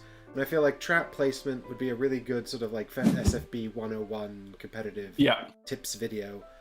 Trap placement. Oh, look, you're going to see a really interesting example now, because a trap has to get placed by Tom here. And Tom, because all the trap places are covered, can place this trap anywhere. In between Alistair, I believe it's and anywhere adjacent to a trap, sorry. What did you say? Oh, I was going to say in between Alistair and Nevermore. So interestingly, that is a difficult place to get someone into a trap. And the reason for that is because you generally will push people into traps, right? More often, pushing or forcing is the way to do it. If you think where Alistair is standing right now, to push him into that place, there's a pillar in your way. So where you really want it is in somewhere like the place Chris put it's pretty good. I might have put it 1 to the right and down, so that space between where Nicket and Alistair were standing, but outside the red. I would have potentially put it there, because that's a place that you can push into from 2 different directions, and you can push people out of the red into that trap from 2 different directions. So that trap could come into play when the red area comes up, when the being adjacent to statues comes up, and the 2 different directions you're pushing from are both favourable to you. You'll be in good spots from where Tom's positioned on the bottom of the board to push up from the left or from the right. So yeah, I think that placement from Chris was okay. I definitely wouldn't have placed it between Alistair and Nevermore for the reason that. Well, there you go, and that's why Chris is winning the games and I'm not. But this is it. Like it's hugely impactful, these tiny decisions. And Super Fantasy Brawl, because it's such a short game, you're only really playing maybe 6 or 7 turns. Like literally 6 or 7 turns each player is kind of it. And if you think about that, that's 3 actions per turn. So you're talking 15 to 18 to 21 actions a game. If you change 1 or 2 things in each of those actions, you're changing a large percentage. Can't hear Mike on the stream. Oh, why can't you hear Mike on the stream? Oh, are you serious? Why did no one tell me in chat until now? What the hell? My chat says, howdy, Az, so I think they can hear you. So you'll have to watch Mike's stream for literally the massive amount of conversation we just had around X-Wing and all Mike's insight, because it's all just got lost from my stream. I'm sorry. That limited insight there, I think. Hi, Az, everyone... Am I audible now? Everyone was too polite on my stream to say anything. Az is just talking to himself now. It just sounds like he's having a conversation with himself, as per usual. Well, yeah, it turns out I had my desktop audio on all my scenes except for this one. Well. Oh man, don't get me started on OSB scenes. OBS scenes, even. Oh, yeah, I did some tweaking and messing with mine just before we started tonight, and that was a bad move. You shouldn't change things just before you start. I really hope that Andy and Chris could be heard in my earlier streams. Now I'm super worried. Oh, God. Oh, do you know what? I know exactly why it is. Yeah, it's because I turned it off for the be right back thing. That's what it was. Damn it. I like your holding plate there. It's much nicer than mine. It was literally 5 minutes before I started. I was like, oh, I need to make something quickly. Let me throw this together. I had originally made a thumbnail like a couple of weeks ago, and I just went, quickly recolored that. Anyway, okay, back to the game. Back to the game. I'm so sorry. So I'm gonna watch this video back and be like, oh my god, there's all this 10 minutes worth of Mike talking and me just being like, oh yeah, okay. Oh god. You could just pull the audio out of my episode, edit it together. Oh, you're so smart, man. You're so smart. I love it. Is that possible? Probably, yeah. I like this Nickit leveled up ability. I have no idea if it's any good, but I feel like it's good. So the intention for it is that Nickit has 3 attacks that all get better when there are not certain colors of things in his discard pile. So if you plan from your discard pile to remove certain colors, you can potentially make his attacks better. The flip side is you can also get things back like reactions or really big attacks. And chat's like, oh, no wonder I was confused. Kira! God. Why did no one say, Az, who are you talking to? God save it. Oh, man. So yeah, Nickit's ability is super interesting, and it's really interesting because it works with all your plan, not just Nickit's plan. Like Solka has an ability that involves just her plan. Nickit works with every plan, so that's your blue basic or any other ones you have. And it's worth noting that Nevermore does indeed have a plan card, if I remember right. Yeah, he has Dark Envoy, which has plan 2 on it. So potentially you could bring 2 cards back from your discard pile and put them on top of your deck, meaning you could cycle a bunch of different reactions or a bunch of different attacks over and over again. Which means if you have Nickit leveled up and you're really kind of high level playing and you're really able to see combos or weaknesses of your opponent's matchup, you can really dig deep into them. Susie says, I was wondering why the actual commentary had stopped. Shut up, Susie. So I was just thinking about, I think it's one of Zinshen's cards that says draw 2, plan 2. Like, that'd be a nice combo, wouldn't it? I mean, I don't think I could use it effectively, because again, that feels like one of those things where potentially huge opportunity to do something clever. But again, you have to be able to analyze how to use that to benefit, you know? Yeah, you nailed it. And to be honest, planning is one of my least favorite parts of the game for that exact reason, because it involves that level of, okay, what do I think my opponent is going to do next turn? And I need to plan, 1 or 2 cards according to that. And if you've got Nickit's ability, all of a sudden you're planning not just from your hand, but also from your discard pile and multiplying those options. I purposefully wouldn't play with that combination because it would be quite strong, but quite thinky. And I'm not very thinky. And that brings us to a sort of a greater point as well, because I think being able to play around with the deck like that is really, really good. But there are some, and again I'm going to draw an X-wing here, but I think the lesson is translatable to the competitive scenario, which is that if you've got a team in SFB which is capable of all these complex interactions, that's great, and you can pull off some cool stuff. But there's 2 sort of lessons I think to be learned. One, I mean, and this is actually a tangent, this wasn't the main point I was going to make, but first off, surprise strategies, like surprise gotcha, that's great, like the first time you do it, but on a competitive scene, when you're playing in the games that really matter, nobody's going to be caught off guard by anything. So if your strategy is surprise, I bet you didn't know about that, that's not really going to last, unless it's something people can't mitigate against. But that was a tangent. Actually, what I was thinking is when you've got those really complex interactions that you're doing all the time, like Nickit planning stuff, it can be mentally fatiguing to do that all day long in a tournament when you're playing like 6 or 7 really competitive games. Like, in a way, it can be much more consistently just easy to parse a team that's sort of that really well, that's sort of straightforward and does its thing, Yeah. In Netrunner, we legitimately had a kind of wait almost for how hard things were to pilot. We'd be like, that deck is easy or medium or difficult or very difficult to pilot. And essentially what you were saying is that's how much brain power it takes to run that deck. Because, yeah, exactly as you said, you would, if you're playing 5 or 6 games, even 7 games in a day, playing a deck that's easier to pilot so you're not exhausted by your 4th, 5th, 6th, 7th game can pay dividends. And I'm 100% go by that logic. That's the thing is, if you're having a good day, your 7th game's your most important game, Yes, that's a fantastic way of looking at it. So. That makes dude, I love that approach actually looking at it. All right, so hold on, like a bit of focus on the game again for a second. We'll come back to it.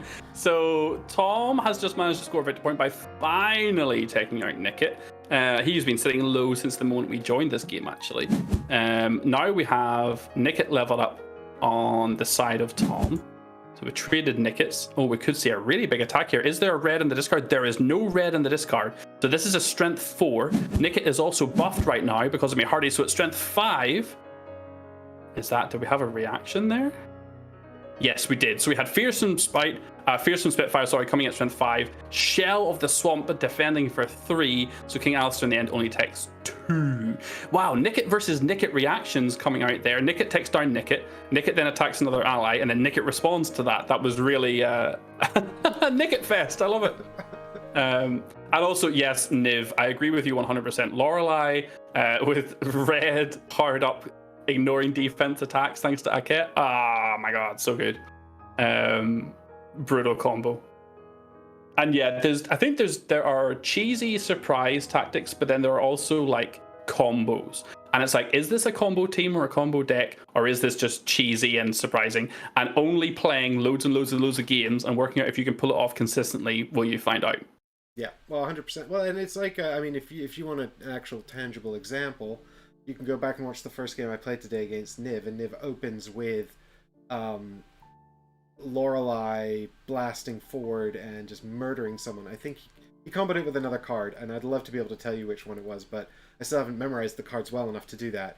But the point was, I was sitting there thinking, if I deployed differently, I maybe could have avoided this. So this is my mistake, and he's not gonna get away with that in the super competitive games. Focus and Wrath, yeah. Thanks, Niv. But the answer is that's incorrect, because actually he'd set Lorelei up in such a way that she could have basically done that no matter where I deployed. So that's a good example of a combo that works well. And so Niv had maybe drawn one of those cards and mulligan to draw into the other so that he could pull off that combo, and that's a legit thing. That's not a surprise gotcha. So I assume you were running a champion that had 4 health or 5 health. Yeah, well, in this case, I was running Xin Shen. Yeah, Xin Shen. Yeah, and it ignores armor, Wrath. Yeah. So that's it. You ignore defense, and then because it's strength 3, made to strength 4 because of the focus. Yeah, that's one of those combos that you almost have to make the decision about that potential thing whenever you choose which champion to ban or which champions to bring to the table, right? Yeah, so it's at that point that you need to make that call. Well, exactly, and that sort of, that kind of in a way comes back around to the conversation we were having a minute ago around X-Wing dials, and because I think if you're going to be really competitive at SFB, you need to memorize these card sets. Oh, 100%. And there isn't that many. I remember watching one of your videos, I think, and you were talking about that, because you've only got, 24 champions, I think, in total, and 6 cards each? That's only 148 cards? 144 cards? Yeah, for you LCG guys, that's nothing. I played X-Wing where there's no hidden information, man. I can't memorize 150 cards. You and I know how many pilots and how many upgrades and how Yeah, many but they're all like face tools up and on the systems. table. You don't No, need but to- come on, you know most of them by their pictures. Yeah, You'll know the important ones. yeah, but but the fact is, you don't need to. As long as you can Yeah. understand how they operate. Yeah. That, and you know what? That makes really good sense. That's such a key difference, isn't it? Oh, and thank you, Steph, for the host. You're so sweet, my dear. I'm not sure if you're still listening with or without headphones or not, but thank you. But, That's so I do lovely. I need to think, get myself some. Yeah. So I was just gonna say, but yeah, I do think like this is. I mean, I think this is a game where you're gonna need to memorize those cards.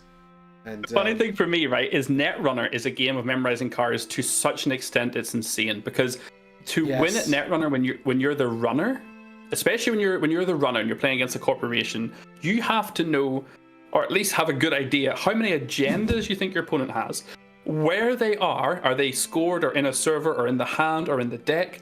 If you're running on the deck and you're going to be accessing cards in the deck, what are you going to be accessing? And on top of that, you have to remember what ice and what defenses are going to be in front of you, because you could faceplant into something awful. And if you don't know these things relatively well, Netrunner can seem terribly difficult to get into. well, Everything is scary. Yeah, that's sort of I mean, they've sort of taken the act of memorizing the card pool, and because of the way Netrunner works, for those of you that don't know, essentially one player is attacking another player, and the player who's sort of in defense, let's say, essentially plays face down cards, which may or may not be trap cards. I mean, that's super reductive. The game is way more You've complex than activated that. my trap card, yeah. But and so there's an element of sort of bluffing to it, right? And so you need to be, and you can sometimes look at those cards and things like that as the runner. You've got like tricks to sort of gain some insight. And as you can tell me off if I'm getting this horribly wrong, because I haven't never played it competitively, just played it casually. But they've sort of made that act of memorizing these cards more of an actual mechanism in the game as well. So it's another level almost. Yeah, 100%. It's vital. Like, it's really vital. And it's one of the first things you try and teach new players in Netrunner, especially when you're being the aggressive player, you're trying to hack into the defensive corporation servers, is don't be scared. Just go. Just attack and run and learn by doing, because you're going to get hit by traps now and again. You're going to get hit by defenses that really hurt you. But realistically, you need to get yourself over the fear of what they call running. Just run. Always be running is a big thing in the game, which is very different from a lot of other card games, but I adore it. I mean, of all the LCGs out of Fantasy Flight that I played, and I played most of them at least once or twice, Netrunner was my favorite. Just Niv had a nice. Niv's doing better actual game commentary than we are right now. I'm just having nice conversations. Round 3 for me has just been me and Mike time, and I'm fine with that. Because what actually happened is Murder of Crows. If Nevermore is in 2 hexes of the attacker, you ignore post-attack effects, and that happened to stop Plundar drawing cards. I don't know how impactful that might have been. I guess it might have been, but it looks like Plundar was it the last thing played? Yeah, so probably not that impactful. But that was, the post attack of Nevermore in general as a champion you don't see that often. I think the French guys apparently play him quite a bit. I love him personally, but he's interesting because he's a champion that his position matters a lot. So his reaction, his position is important. His guiding light lets him move allies. And then the other one, the Grim Harvest becomes twice as strong if the target has no allies nearby. He's a very positional focused champion, which I really like about him. He's a pain in the bottom, says Niv. Hard countered by leveled up Tentaclot. Oh, hard counter by leveled up Tentaclot, man. Oh, hate it. And soft counter by leveled up Goldar. Poor Goldar, man. Poor Goldar's level up. Used to be so good. Oh boy. I was gonna say there. Do you think was the one armor on Murder of Crows clutch?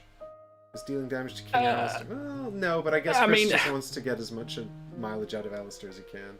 Yeah, I think because you had the control the creation area still here, I think keeping Adam, because Nevermore and Nika are not exactly in amazing positions, I think, keeping Alistair there is good. The problem for Chris right now is that Tom is threatening 2 points from have a champion adjacent to each statue. Yeah. Oh, the other thing I was going to He's- say, I suppose, the big thing, and here you go, some insight from me, Captain Mhm. SFB expert over here. Lost all his games today, but scored 1 point all You've only day. played Let me 2 teach you games, how to Mike. play. So, You've only played 2 games. but King Alice, of course, the big difference between 2 and 1 hit point is 1 hit point you're vulnerable to the standard red. Yeah. So maybe that's a Yeah, something one across hit for point someone. is massive. Like leaving any champion on 1 or 2 hit points makes them so vulnerable. And personally, when I have a couple of champions on that low health, I get really hesitant about using them. And there's a real decision to be made between when to burst down a single champion, get a level up and take them out, and when you should spread your damage, weaken them all, and then make them, because the best type of displacement in the game, the best way of getting somebody off a control area or off a statue is to eliminate them. So hurting them all loosely, oh, we could see a Ket going down. Hurt not from this one, but potentially I'd follow up.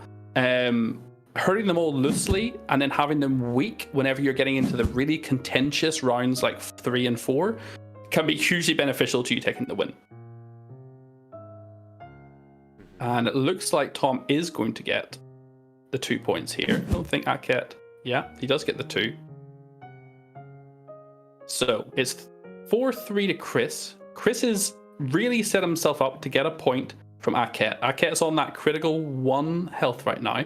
And both Nevermore and Nickit have him kind of pincered. So Aket doesn't really have an amazing place to get away to. If he does have Healing Tears, which unfortunately he doesn't in the discard pile, so I don't think Aket has another way to heal. He does not.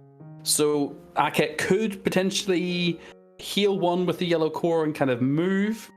And Nickit could kind of play some in between. But I think this is one of these weird points where I would not know what to do if I was Tom. I'm looking at a champion who's on 1 health and is actually the win for my opponent. And I can't win this turn. Like I don't think there's any way Tom gets 2 points this turn. He could take out Alistair, but I don't see how he picks up another take out with a full health Nethermore and a full health Nickit.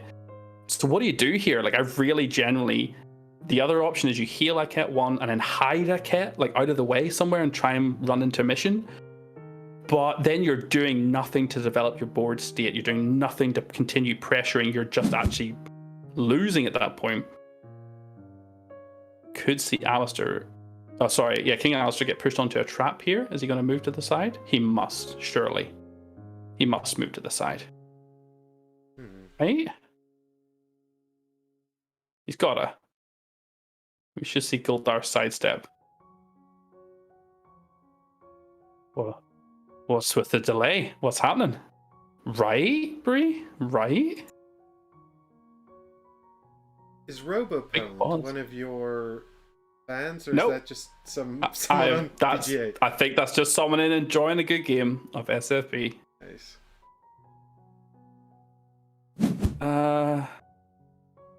I would have got so there was an interesting decision there to go for the 1 strength attack with a no defense on King Alistair and then a push, which is 2 damage, or to go to the side and push into the trap, which means even if he defends it, there was a chance that a 2 or 3 damage trap could take him out. However, a 1 damage would have done it as well, but if he defends it, it wouldn't. A stun or a root wouldn't have done it. So this is a really interesting decision from Tom, where he kind of gives himself the best opportunity. In Chris's discard pile, there is Nevermore's reaction. Nickit's reaction would save Alistair. Well, I think King Alistair's when- reaction would too. I was going to say, I think when things are really clutch, I mean, the traps, I think, in this they're a bit of a conundrum for me, because I would have said that, you know, it's kind of like, it feels a bit like, the traps in this feel a bit like the critical hits in X-Wing, you know? Yeah. Very occasionally you have the chance to risk it, but they're so swingy. It's like, do you really want to? And the competitive answer is almost always no. Ultimately, you don't can't. rely on them. If you don't have to rely on it, don't.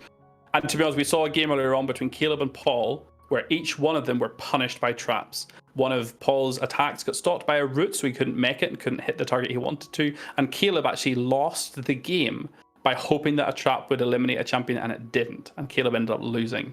So yeah, I think he kept Alistair alive. Well, yeah, but see, now, and if now Tom's got the option of the red core, right? Yeah, red core does it, and then a yellow core to heal 1 to Aket, and you pray that you can keep Aket alive. right now, Tom has 3 cards in his draw pile, so he'll draw those 3, and then he'll shuffle up and draw 2 more from his discard pile. So in his discard pile, he does have Shell of the Swamp, so that'll get shuffled back in. It depends. Does he also have Goldar's Intimidation? Oh, sorry. Yeah, that's right. No, I'm reading the wrong way around. Sorry. Oh no, I'm right. That's right. No, Goldar's Intimidation. So I'm worried. I'm curious if he has Intimidation in hand. We're going to see when he discards here. If he doesn't discard Intimidation, it means Intimidation is in his hand, and that could be huge for Aket surviving. Who do you run away from? You probably run towards Nickit here. Oh, because Nickit's down. Did he discard Intimidation? No. So we know 100% Tom has Intimidation in hand, which is a +1 defense. And he's got an Aket with 1 defense and 2 health. Tom might be able to keep Aket alive. And if he does, he's still going to be struggling to find that last he's still got to point. get one more point, and Chris is taking more damage now. Yeah. I'm going to let the guys know that they have 5 minutes.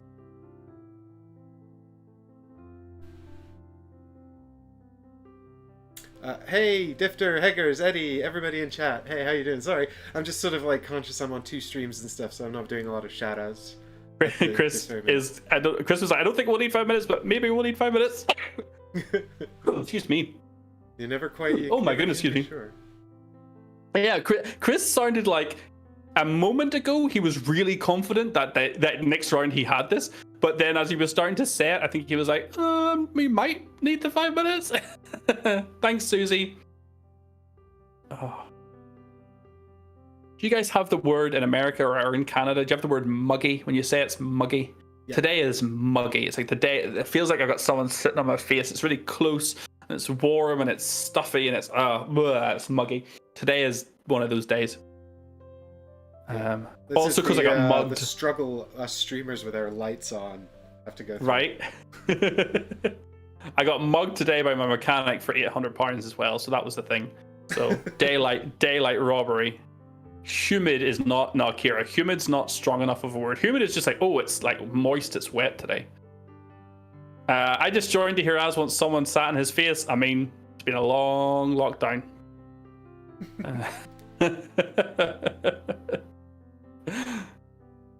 So Chris is in full on think tank mode right now. He's been like 2 minutes into his turn. He's got 1 minute left on his timer. He's been 3 minutes actually thinking about this turn. 3 minutes. Thanks, Andy. Muggy is definitely a saying in Canada. I love it. Don't worry, hackers. I have no idea what's going on either.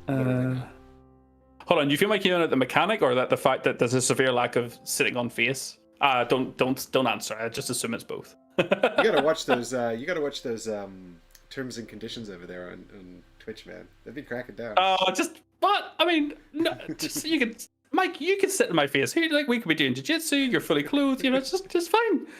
Look, there's if people can sit in hot reasons why this might occur. If people can sit in hot tubs and do what they do, I'm fine.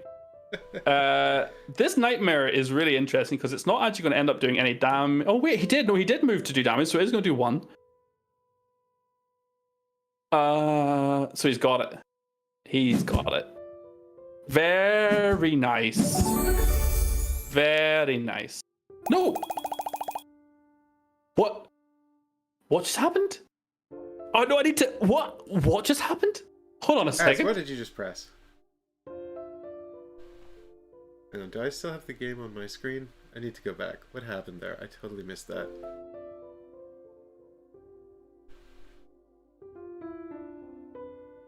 We're literally watching Az's stream, so let's see if he can bring this back up.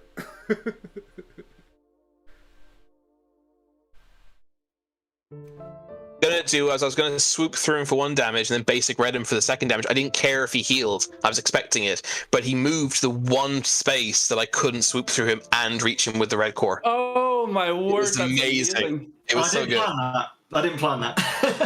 It was a great game. Great game. Wow. Well played. It was great. I apologize because not only did I mess up the stream at my end by not having Mike's audio on, but we talked about X-Wing for like 3/4 of the stream.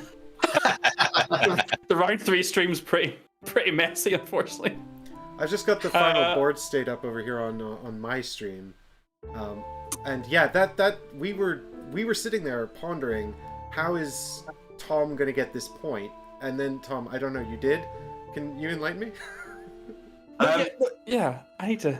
So the fact that I had 2 champions leveled up, who are my most healthy champions, is why I got the points from the challenge. So there was a display of might that Az and I did not spot. Yeah. So it was both Goldar and Nickit who I leveled up. If that wasn't there, I probably still would have won next turn. Yeah. I assume. Yeah, because I was all full health. You wouldn't have killed one of me. But I don't think you would have. That was it wasn't possible for you to red core with. I was two away from Nevermore. I was 2 away with Nevermore. And you only had 2 cores available? Yes, I'd used the reaction to which now I regret. But the reason I did it was because, as I said, I knew he was going to. I knew he was going to heal. I accepted that, and I thought, well, if I red core, he's exactly what I wanted to do. If I use this reaction, he has to red core basic kill me, yellow core basic to keep Akit survivable. But I've planned for that, and he's dead. But then, buddy. it just didn't occur to me he'd randomly move. but if you hadn't reacted, that would have been King Alistar gone with 1 core, and then I would spend both cores moving Arquette to the other side of the further. Yeah. So you wouldn't have been able to get to him anyway. What a finish, guys! Wow. It's awesome. I'm gonna jump up to the main chat. Let's see. So it's 9:45. So we'll give it. I'm gonna give it 10 minutes, and then we'll start the last round. So. Awesome. Guys, thanks for that game, Tom. GG. Yeah, cheers, Chris. So yes, thank you everyone for watching, and thank you, Mike, for all the chat. And sorry for the technical issues, and thank you for keeping me company and being with me for that one. No worries. Thanks. Thanks for sharing. I'm going to focus myself up for the last round. I'm going to go get some water. I'm going to go get all the people sitting on my face humidity off me. And I'm going to come back. I'm going to focus really hard for the last game and give it full attention. And I'm going to see if we can find the game that's going to decide the winner of this whole thing. So chat, I will see you all in about 7 minutes. Damn it. Oh, okay. On that.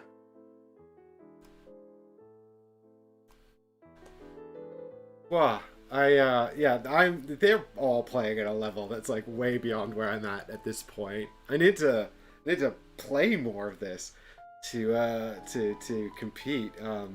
Just I like participating in this thing because I get to see everybody doing all these amazing plays and sort of how they're thinking about the game.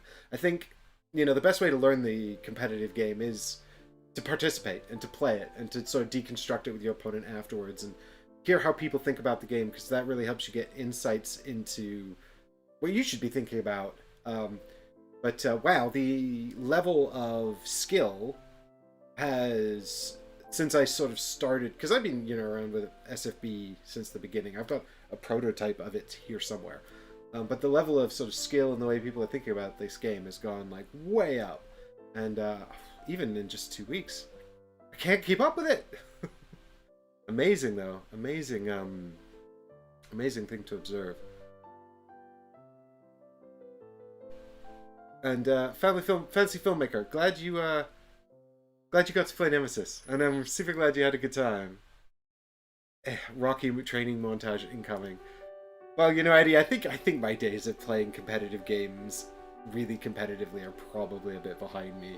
It's just one of those things where the amount of time, like, it's a whole, you can make one game a whole hobby in itself, which is wonderful, and I do miss playing games that competitively, but I just don't have the time to commit to any one game that much at the moment. But yeah, it's awesome fun. Oh, Chris is here at the table. I wonder if we can say hi to Chris. No, he's muted. Oh. I was muted in case you couldn't talk to me. I was talking to the stream. I was just chit-chatting to the stream. I was just explaining how everyone's gotten really, really good. Oh, mate, it's fantastic. And a lot of people are playing kind of lots of different heroes and stuff, and we're seeing some great moves being pulled out. It's really cool. Yeah, we've developed the as Nickit meta. At my opening turn, did you see the first turn of that game? No, I didn't, unfortunately. Tell me about it. Nickit insta-gibbed other Nickit. Oh god, with I his, think yeah, I think we turned up when like Nickit killed Nickit and something happened. Yeah. It was I started with his red and yellow ones that are buffed for not having red and yellows in discard pile. So I had a strength 4 followed by a strength 3 attack, and he had no reactions in hand for his opening turn. So I did one of them has a push as well, so I did 8 damage with the 2 cards. And then he came on to the board. He had the exact same 2 cards in hand, but I did have a reaction, and also leveled up Nickit has 9 health instead of 7. So he couldn't react. He couldn't do the same thing back. It was very funny. Wow. That's What's great. happening in your games? Oh, I'm just playing like a big dummy. Oh dear. It's fine.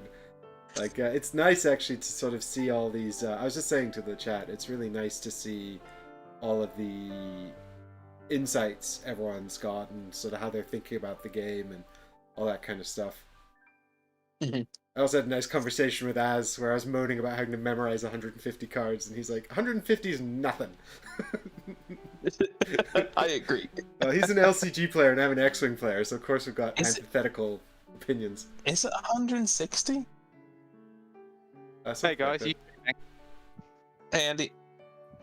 Right, I think this is our cue to go in. Andy, are you here to chat or are you here to play a game? I'm here to play against you, mate. Me? Yeah. Oh, grand. Are we on table 3? We're on... No, we're not on table 4. Okay, grand. I'll guess- jump over. Cool. Alright, I guess I better get a move on. Maybe I can pull one decent game out of the day. I say decent game. They've all been good games in terms of learning experiences for me. I still don't understand this the system though, because I don't get this at all. Oh well. Anyway, I'm off to play Paul. Good luck. Enjoy chat, and give Mike good advice. He needs this win.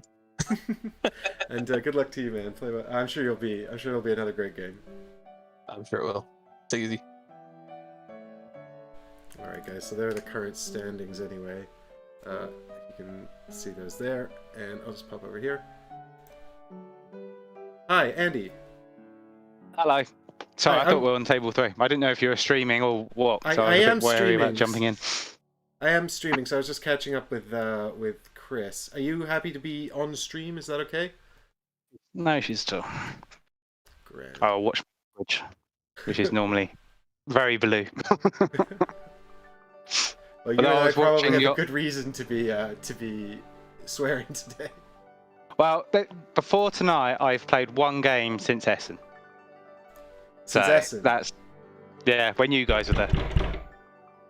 Because I met you there. You may not remember it because Lena led you round by the nose the whole time. But yeah, I was helping. I Mythic do back in the remember. I day. do remember our introduction actually. Yeah, over we were playing Reichbusters expansion, weren't we? But yes, you were. Lena was helping, running it, but I was helping.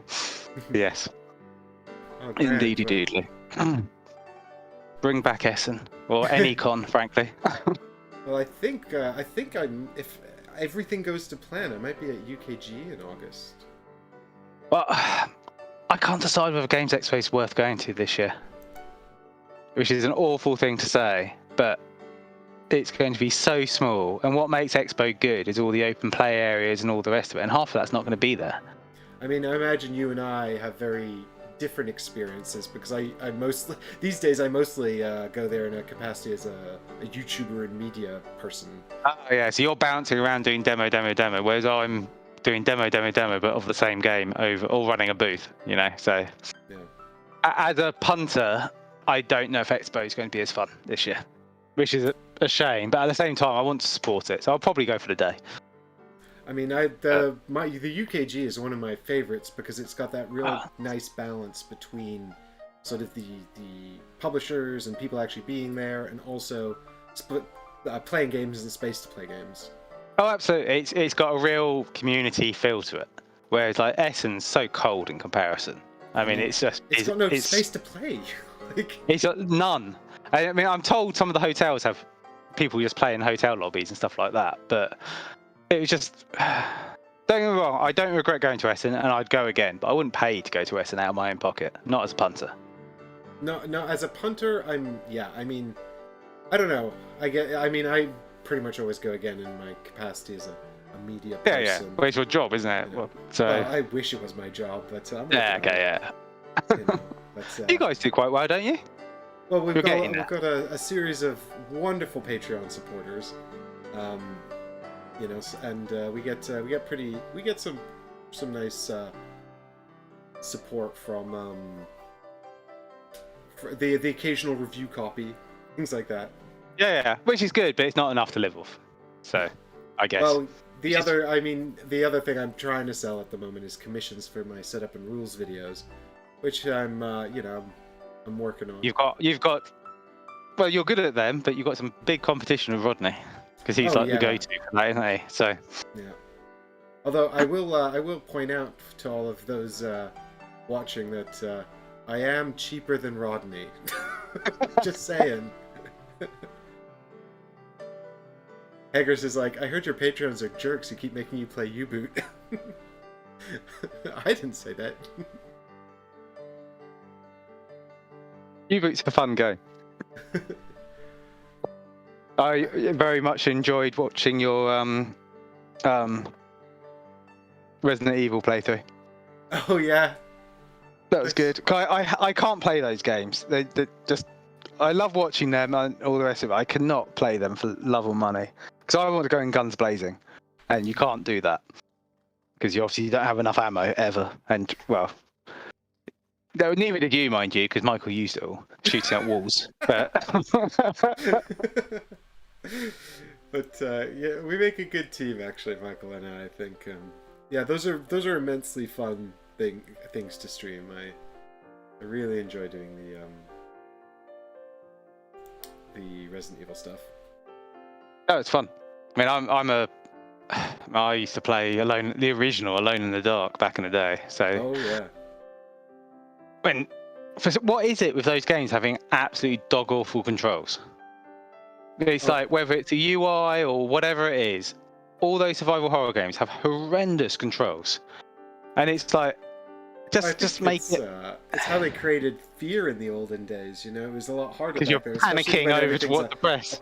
Exactly. Well, I've been replaying the HD Resident Evil 1 and the fixed cameras, playing on mouse and keyboard. Oh, it's a nightmare. It's an absolute nightmare. And I'm constantly panicking because my character's running. She'll run across cameras and suddenly start running in the direction I didn't intend. Right, you lovely folks, you can start whenever you're ready for 45 minutes. Good luck. Thank Thanks, you. Az. Here we go. Right, I am pig awful at this, but that's fine. So you Well, might I scored 1 point today. So. Yeah, I've scored 1 point, and that's from my buy. So. Okay. Yeah, God. No, I meant like 1 point in a game, I think. Oh, okay. I've done better than that. My games have been quite close, but I haven't had a close game today yet, I think. I'm hoping the I score almost is not... beat Stu. Did I was. you? That's excellent. The only reason I lost is because the trap he pushed. I cast a fireball, and his reaction. What's that? What's next? Kilgore. And he had a reaction that forced me onto a trap, and it did 3 damage. And then the fireball, the AoE from the fireball killed me. So I killed myself with my own fireball, basically. Oh well. Alright, who are you playing against? Champions. Okay. Oh Jesus, you've got all the A-listers. I don't know. Khalees is not exactly. When I started running Xin Shen as well, we were like, "Is this character any good?" I don't like playing against Xin Shen. I've had both of my games have been against Xin Shen, and both times she was horrible. Get rid of Oh. Guyan. She's my favourite. That's not nice. Sorry, she's. I think she's just. She's got lots of damage, and it scares me. Yeah, fair. Now I don't have a lot of damage. I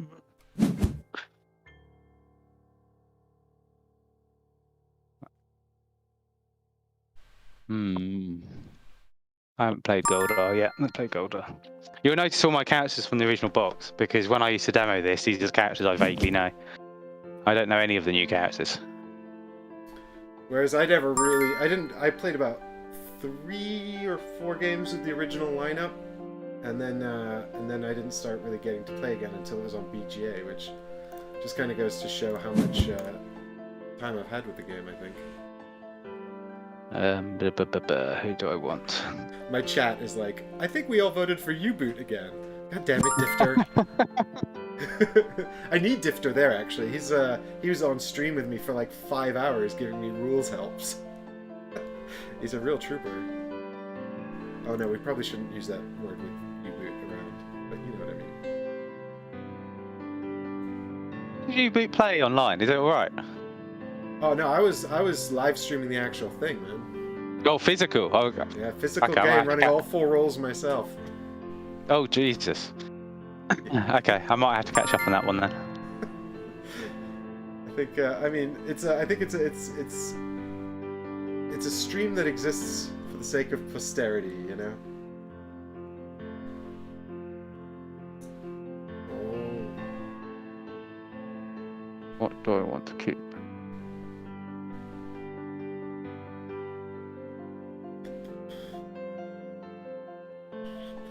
Dash is in a straight line, isn't it? Yeah, it is. Yes. Well, this might tell you something about my opening hand. Ouch. You are going first, though. So, who have we got? We've got things we've written. Let's get rid of that.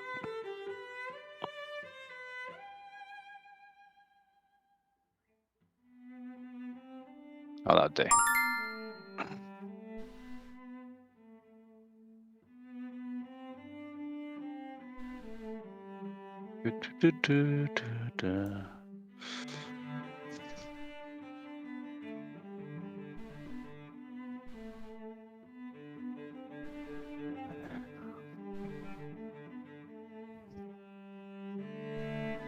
Yeah, I need to convince Az that he wants to pay for me to go to Essen again.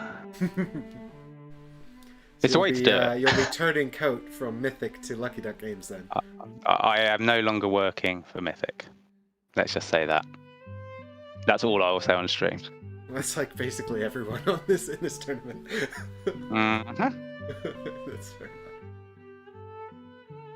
If it wasn't on stream, I'd talk more about it, but not on stream. That's completely understandable.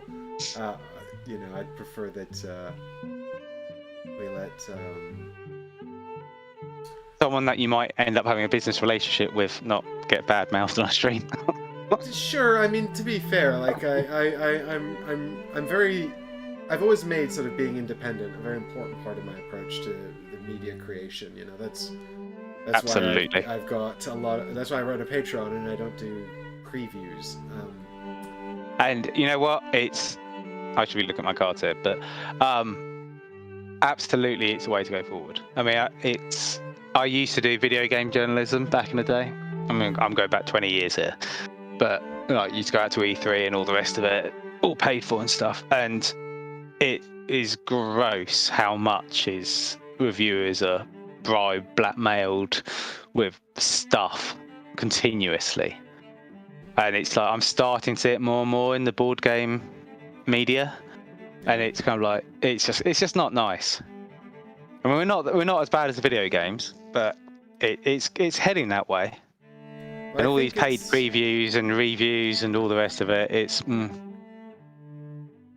a trickier thing, I think. And I'll let you focus on your hand here while I gab for a bit for your deployment or whatever you're doing. But I think it's trickier in board game media creation to an extent, because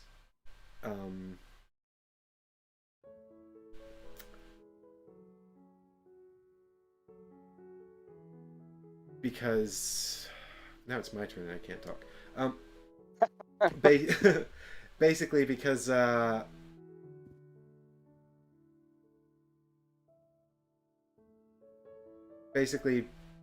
there's so little money in it. You know, it's a really difficult thing to make a living doing, and it's really quite difficult to do without putting a lot of time into it. You know, or it's if you want to do anything well, you know, you You gotta really. Put But a lot of time into if people that are like, I mean, when Rado started doing his paid previews and things like that, it's just like if someone that big in the board game media world has to do it to make ends meet, it just tells you how little money is involved. Mhm. I mean, I'm aware of some of the numbers in marketing budgets, stuff like that, and it's laughable how small they are. Yeah. Absolutely laughable. And people have this thing, so, oh, but you made 15 million on your Kickstarter. It's like, yeah, but you have to make 10,000 copies of a game for that. You know, it's a lot of cost that I think people aren't aware of. But you want to have a media you can trust, and as soon as you're paying someone for a preview, even if it's allegedly rules, it's just a preview and it's not an opinion piece. You know, it's just like, here's what the rule. Which is why I think doing unboxings and teach people how to play stuff that's almost fun. 'Cause you're not giving an opinion on the game. You're telling people how to play a game. But it is difficult. I appreciate that. I mean, one of the. Well done. Well, I think one of the.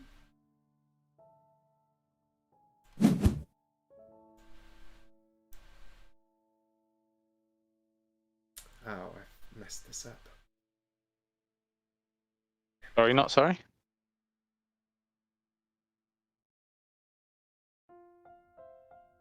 Trying to distract you with serious questions.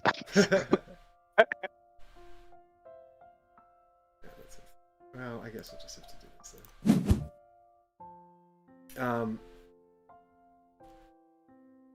Yeah, it's. I think it's the thing is, you know, it's like ultimately for me personally, it was never really much of a choice, right? Like, I loathe advertising, and even the mildest form of advertising, where it's a paid preview, feels bad to me, and that's a personal choice. You know, I'm not gonna. Oh no, absolutely. It is a personal thing. That's a personal thing for me. So, you know, figuring out how to generate revenue so that I can focus on doing the kind of independent commentary that I really want to produce has been an ongoing challenge that's taken me up until now, and I've still not really done it successfully. But, you know, I love making the instructional videos. I love doing the rules videos, but it's not something that I can continue to do for free. So figuring out how to so it's on you to pick a reaction, yeah? Oh crap, I was looking at cards to play.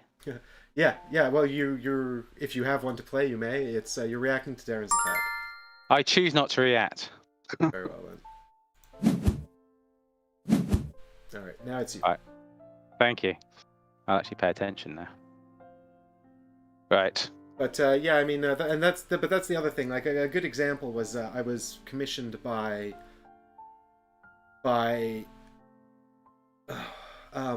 Ludus Magnus Studios to do a rules video for their campaign for Nova Aetas Renaissance, and I decided to do a live playthrough along with it. But that was not something they commissioned, and it was not something I was paid to do. But at the same time, you know, it is accompanying paid work for a client. So how to navigate that and keep it sort of honest is a really tricky thing.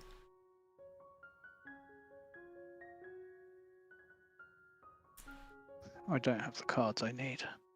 And in the end, I just wound up not giving an opinion on that game, really.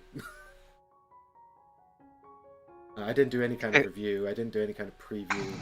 I don't think I said in either of those two videos whether I actually liked the game or I think I might have said this mechanism is cool, or I quite like how this is changed off the original.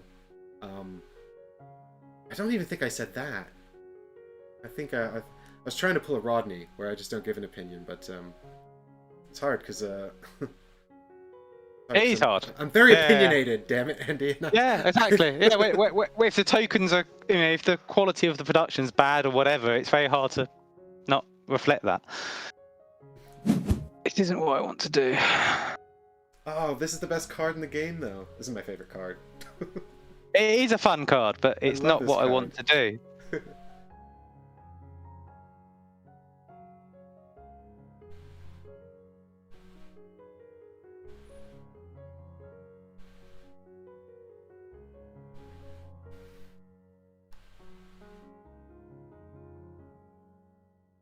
But, you know, I've...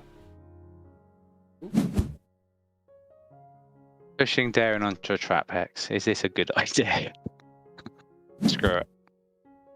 Yeah. Oh well.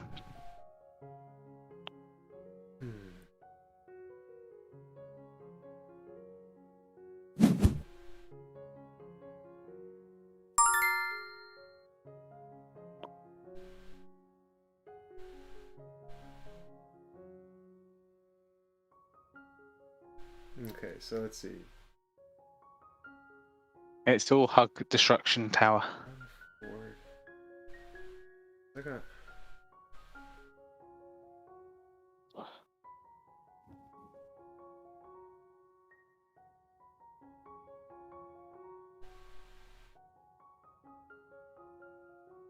Yeah, there's a lot of stuff that's like an instant turn off. Like if it's a clickbait title, if it's paid for, you know, all the adverts. But equally, the media has to make money as well. Oh, Root, Wait. come on. You got a route. Come on, bring it. Yeah, this is true, but, you know, I'm not going to complain about that because it benefited me. 2 or more champions and trap hexes. Oh, I'm nailing that. Have to do something about that then, won't I?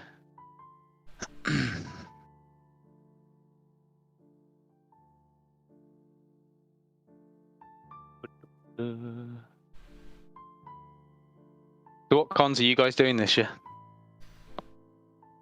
Expo and Essen, or I mean, they're obviously the big European ones. Yeah, I mean, we'll do UKG because it's going ahead, and I'm reasonably... I've had both my vaccines already, so I'm very fortunate in that Oh sense. wow, I've had So- one, but not the other. I think I want my second one. So, I mean, I think a lot of people have had 1 or maybe even 2 by the end of... Is it over 75% of the UK have had one now? I think I read that in the news yesterday or today. And 50% of adults have had both.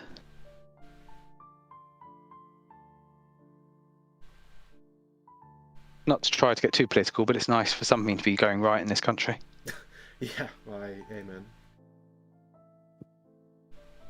I don't think I've got a lot of great options that I love, Good. so...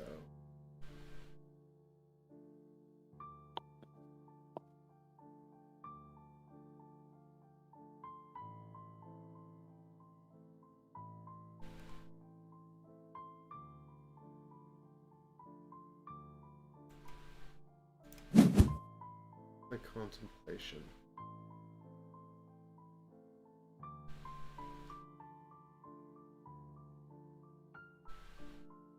Not go anywhere.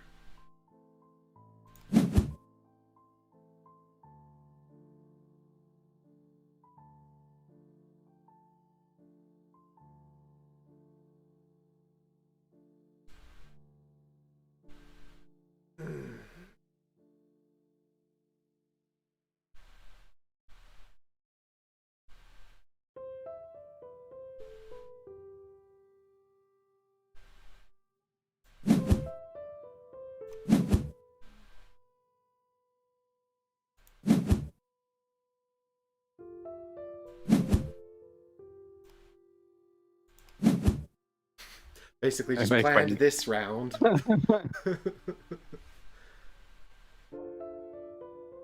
Yeah, I do. Suppose I can't move bloody Duggan, can I? At the moment. Just to, well, Andy, I'll tell you, I'll give you a minute to... You can move Dugran, but you will lose the objective position. Yeah, exactly. But just to respond to my chat here for a moment, yeah, I mean, Difter, it's one of those things. Rodney Smith actually did a really good pair of videos around sort of the problems with pay. It was very diplomatic, and the videos he did around the problems of sort of earning money and producing media content in this industry. And I think that one of the points he made was that he often gets comments on his rules videos that say thanks for the great review, and the sort of point he was making is that people have a hard time, even when it's should be fairly obvious, sort of differentiating between sorry, I have to look at this now. Plays Mole Thrash, targeting Darren. So 2 damage and push 2 on Darren from Kilgore.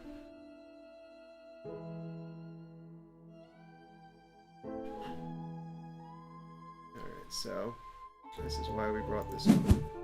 Yeah, I thought you might have something like that.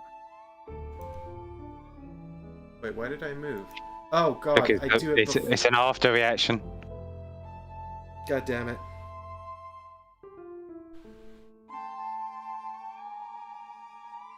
Right, Darren likes range. No, it's fine. Yeah, I'm happy over here. I'm actually pleased you did that. I thought you might be. But yeah, Rodney's sort of point was that, if people can't tell the difference between his instructional videos and reviews, there's no way that people can be transparent enough, really, to sort of make it clear enough when they're being paid and how that might affect their opinion. So Yeah, unless you start putting up this is not a paid promotion at the bottom of the videos, but it is though still. It is a paid promotion, even if it's a rules explanation. So you can't do that. Well, exactly. And the other thing is that, Rodney doesn't really have this problem in so far as he goes out of his way not to offer opinions in those instructional videos, and so it's really more about people reading into it, or thinking, he's taken this commission, he must like the game or something like that. But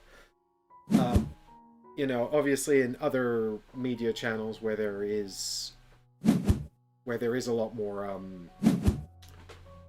diverse range of content, it becomes much more challenging to distinguish, and you don't really, it's not in anyone's sort of interest, really, I think, to or any media content creator's interest to sort of put this big thing up on their channel that says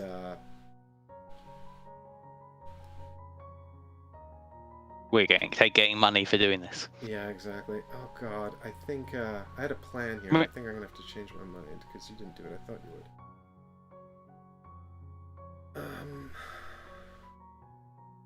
Is this possible? Hang on. That's why Patreon's great, because it means companies can be media portals can be independently funded, and it allows people like yourselves, or I don't know, King of Average and a few others that do similar things, to be able to out content. Whether you like the content is another matter, but it's what are you doing? Yeah, who'd you put it on? Dugrin. Dougie. Hey, Dougie. Now we must spin the trap. So Hunter's Quarry adds 1, and it ignores defense. So it's a 5 attack. That ignores defense, and you'll suffer some.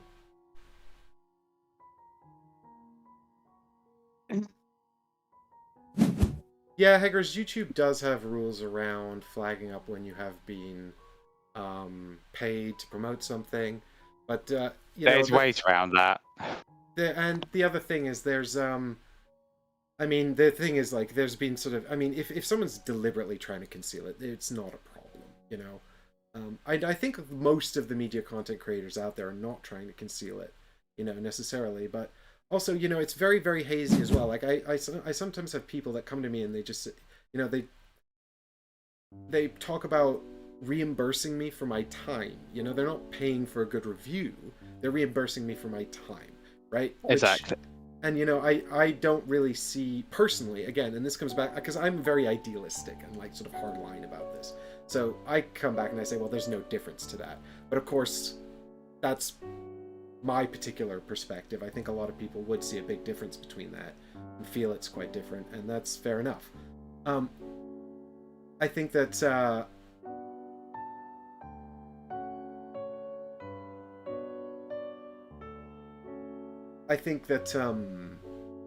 it's, and again, it's one of those things where you do put a lot of time into it, and it does take a lot of work, and so there is, to an extent, this that's 5 damage, isn't it?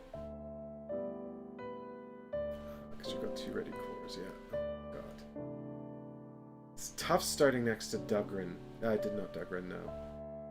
Kilgore. I mean, and I know for a fact, and I'm not going to name names, but I know of media companies out there that they'll do things like they'll take money for advertising on their website, and they'll get a free copy of the game as part of that deal, and then they'll happen to do a review, which is very favourable. They're not getting money for the review, as you say, that you get money for other things instead, and that's the kind of shady stuff that goes on all the time in the video game world. And the more I see it in the board game industry, it's just, yeah, I'm idealistic as well. I mean, Az and I have had long conversations about this. Yeah. I think... and obviously he's seeing it from the other side, but so it's very different. And it's very easy to be idealistic when you don't have stake in the game. Which is why I think you guys, it's respect to you guys for doing what you do. But I understand the challenges with that. It's not that easy.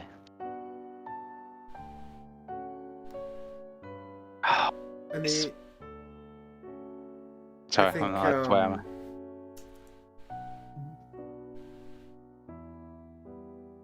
I think God, I'm not impressed with the way my card draws come out this game. but I think I just wanted to put a sort of a point on it there as well. That but I've completely lost my train of thought. There, I'm gonna take a moment to reconstitute what I was thinking. Yeah, so I think it's a very murky thing, because if you're the kind of person who's like, well, I'm going to take this money because it's compensation for my time, and I am spending time on this, but then I'm going to give my honest opinion anyway. That's fairly easy to do, so long as you're not relying on that. Oof. That was a big gamble. It was a big gamble, particularly as 2 roots have gone. But aren't they all just shuffled back together again? Yeah, true. I don't know. I don't know, board game arena, they're supposed to be, but whether they are is another matter. I think that was one of our starting ones, though, so it couldn't have been a root, I guess. No, that's true, yeah. What's happening? You're targeting Darren. For 1 damage and pull 2. So it would do 2 damage total. Yeah, well, she's going to die. Because I can't prevent that pull damage. And now Goldar has 8 health. But, yeah, but he's no longer your controlling red now. Yes! So do I move... I've got my blue core left. Do I just move him back in? I guess I've got to, don't I, really? This, army of... not army. This wall of traps in front of me sucks, though. How's that happened? Good lord. I have no idea. But yeah, what I was going to say was the thing is, if you build a revenue stream around compensation for your time, so that you can go full time into the job, and your intentions might be completely good. I want to give objective board game analysis. I want to help people maximize their time and fun. I want to make sure the purchases they're making are worthwhile to them and the right games for them. All of those honorable intentions. And you're like, okay, so I'm going to take compensation for my time, but I'm not going to do paid previews, right? The thing is, once you're reliant on that money to pay your rent and your bills or your mortgage or whatever bills you have, it becomes a lot harder to remain honest if you think that might jeopardize your income this month and you can't be objective. If you're taking money, you cannot. It's not possible to be objective. Is my view anyway. It's just not. You can't do it. You know, and it's like you might even be able to do it for 6 months. You know, you might be entirely objective and all the rest of it, but if you start giving negative reviews to companies, they will stop doing business with you. They'll stop sending you review copies. And getting reviews out early is one of, and this is particularly true for video game stuff. Being the first to have the review, a world exclusive of a game or whatever, is a massive deal. Oh, it's a huge And if you don't deal. get, well, I mean, and if you don't get review copies, you don't get that. Because you have to buy it at retail, and by then all the Kickstarter people have got it already, and all the rest of it. So you know you can't do it, in my view. well, you know, and I mean, I think a sort of, well, hang on for a minute. First, this is never actually. This is going. I'm going off topic here. I'm just going to talk about the actual game we're playing for a minute. What? But yeah, this has never happened before. I think this might actually be the first time this. This cool thing has actually happened. Look, I'm gonna hit you for 5 damage. Because it's worth 1 damage for every damage you've taken. I don't think I've ever used Salt the Wound for like 5 damage. So that's kind of fun. And for it's me, on probably not for you. gold. But It's not and- 5 damage. It's 4. It's 5 attack, isn't it? So it's 4 damage. I've got 1 armor. Right, yeah, well, yeah, so it's 5 damage, but you're preventing 1, yeah. So you'll 4 will go through. So I can react to this, but I'd still die. But it would be through a trap. It would be funny. Hey, why didn't you get your fear? You should have been feared. Does it not happen? Come out of combat? Because there's no one to fear from, is there? So it doesn't work. Ah, Right. damn it. I Okay. actually have never had to implement that. Yeah, I suppose I've got to move directly away from you, and...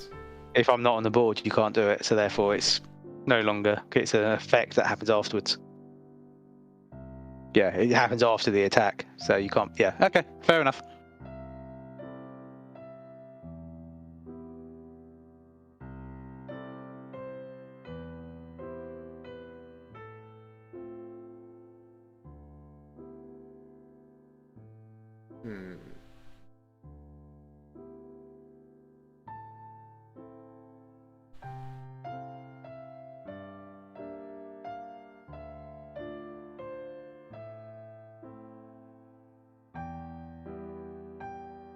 Man, this is, I think, the first time Khalees has ever leveled up, and her level up ability is not making me super happy right now. It could be a lot worse. Means you can use your Healy thingies, whatever you've got left.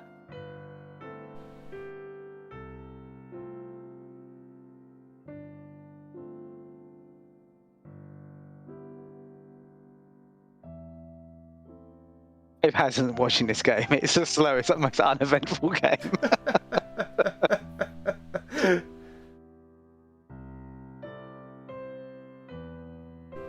Oh god, there's games that I've already completed. When did you? I'm moving Darren. And I'm moving Darren again. The hype is real. But Chad, thank you so much for your nice commentary.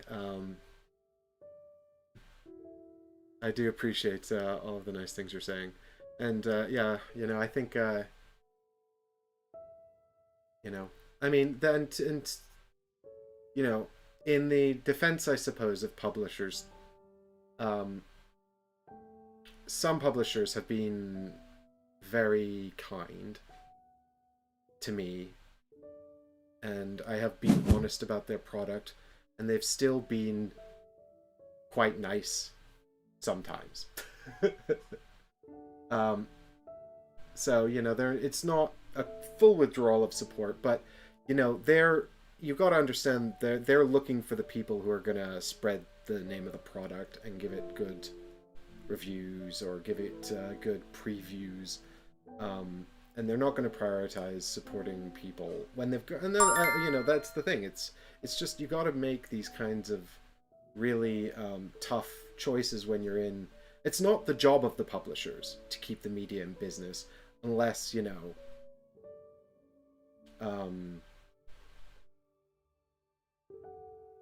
I'll tell you what the worst thing is, and I don't think this happens a lot in the board game world, thank God, is when they bring in a third party to market a product. Which I'm trying to think if that happens at all in the board game world, and not to my knowledge. And maybe Asmodee does it, but when you bring in a marketing company to do the thing, hey, what happened? I reacted with shifting elements on Khalees. It gives her 2 armor and lets me move you 1 space. Well, that wasn't very nice. I apologize. Good. So you should. Oh, crap. You're going to get that. And I'm going to have to do that. Okay, you're still going to get that, but okay. Have a mighty blow. What's happening here? This is what happens when you sit on his face. Sorry. Sorry.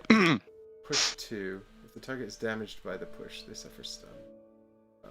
So it's 1 damage. And potentially something. Well, I don't know if the trap counts as damage from the push, to be honest.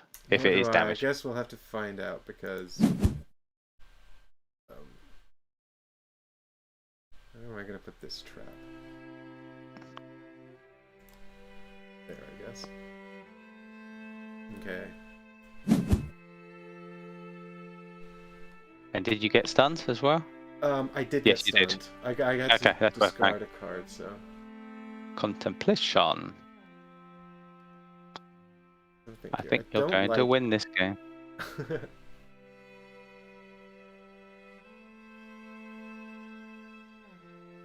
Well, I'm trying to decide whether I want to spend this turn trying to kill Dugrin, or just, go and capture some objectives. I think going to capture objectives is the reasonable thing to do. It's not as fun. It's not as fun. You're right. Now, the question is, well, it's only 1 point for... Am I first player? Yeah, so if you control the destruction area, you're going to get a point for that. I've only got 1. Oh, yes, I can now choose which core to use. The yellow core. Her stupid ability still did nothing for me.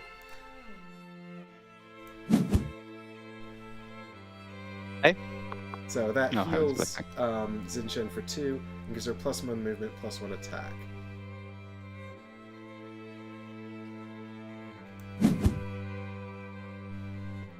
So, yes. It's when I see the -2 hearts, I was like, oh, he's taken... Oh, it's not -2 hearts, it's -2 damage. So I'm going to hit you for 3 damage twice.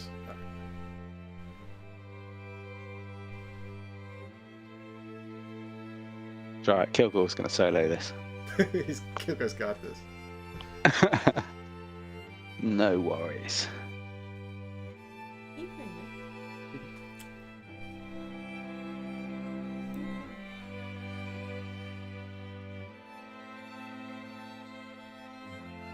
Hello.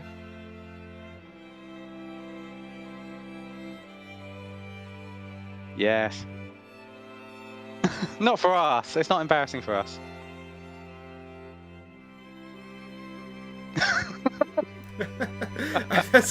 I muted myself a bit there, but still streaming your reactions to my partner coming and talking to me. She's like, "What's going on?" Oh, brilliant! Right. She's my number. Sorry, everybody in chat. I do completely value your support. Of course, it actually, touches me to my very core, and I don't mean that flippantly or sarcastically. But Leanne will always be my number 1 Patreon. She's my number 1 supporter. Just here at the beginning. Aww. Good. That's how it should be. Incredibly supportive of my incredibly insane endeavors. And we don't have a big flat in London, and I have a very large board game collection that she tolerates. So, and I'm not just saying that because she's here. But, Well, anyway, yeah, I'm gonna say if you've got a big flat in London, you're earning more from this than I thought you were. So. A big flat? No, I have a small flat. Yeah, small flat in London, which I rent, but that's fine. It's fine. I'm tempted to just go move out to the middle of nowhere though, and try and get a big. That's what I did. Yeah, I used to live down near Portsmouth, and October last year I've moved up to near York, and I've gone from a flat to a 4-bedroom house with a big garden and all the rest of it. It's lovely. Best move I've made for a long time. I mean, there's challenges with it, obviously, but most of my friends are antisocial sods anyway. So, can I do anything about this? Probably not is the answer. Right, if I do that.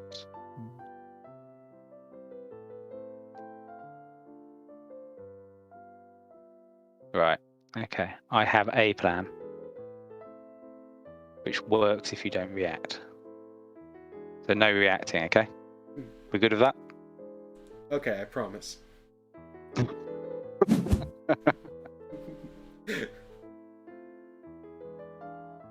I trust you.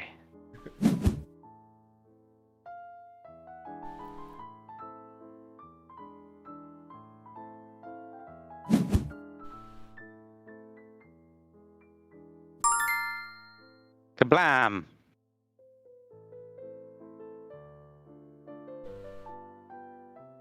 Now, everyone remember in the stream, Mike was saying he's a man of integrity earlier. So, there you go. if he, I promised I wouldn't react, and I didn't. So no, for the whole turn. Right, for the whole turn. Oh yeah. All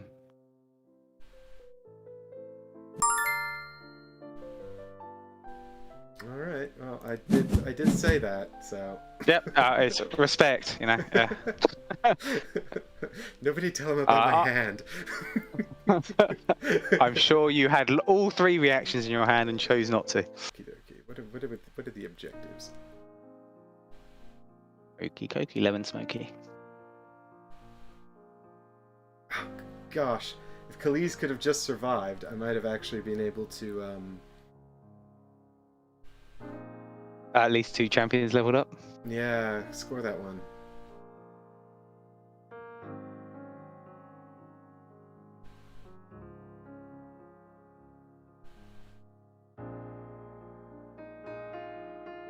How long we got left, by the way? We have been chatting and not paying attention. I don't know when we started. Has he put it in chat? Final round 9:50. Oh, we're getting close to it. Alright, so I just have to play really slowly and time this out, right? What happens then? Do we get a tie? No. Oh no, it's wherever we are, isn't it? Oh no, that's not. No, play faster. Quick, play faster, play faster. Let's over here. How do we feel about this? So I think maybe a bit boring here. Just let you guys know that you have 5 minutes left. Thanks, Az. Yeah, he's slow playing.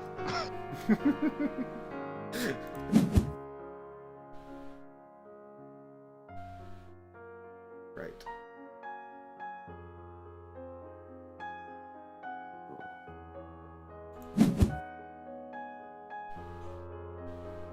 Ooh, A nice trap. lovely. I'll put it over here for you to check out yourself. Oh, thank you. Alright, now I need a lot more movement that I don't have.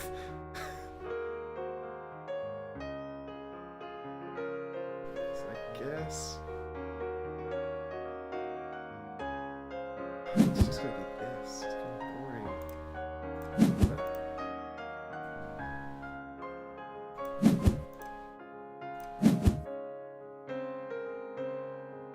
That's what Khalees is, though. Boring.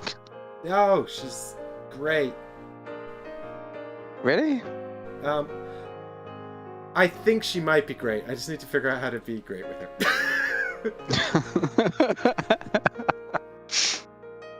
Watch back. Did you watch Stu's game when he was playing? Didn't you? Yeah, I mean, well, what I've been seeing a lot today, a lot of today, is a lot of great Nickit play, which I think leads me to believe that it really is about the skill of the player and not so much the heroes we choose. Oh no, I watched Tom play Nickit earlier, and he played one card. Otherwise, sat in a deployment zone for the whole game. So, and Tom's a good player. Yeah, Tom just pulled off a hell of a win against Chris in the last round.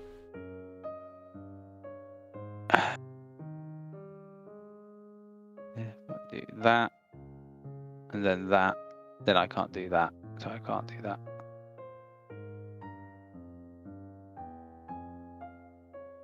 That's not a fun play though. That's a boring play. But I've got to do a boring play. Boring. Aww, that's no fun at all. I know, right? I'm sorry. It's okay. I forgive you. Oh, now we're all on full health. No one's near death. It's not exciting anymore. I know. I've got murderize everybody.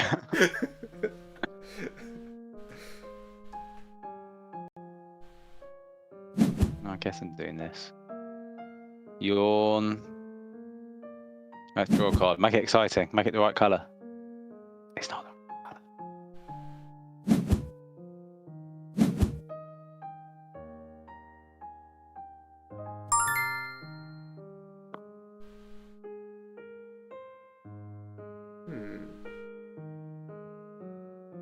I don't, even if you don't do anything, I don't win.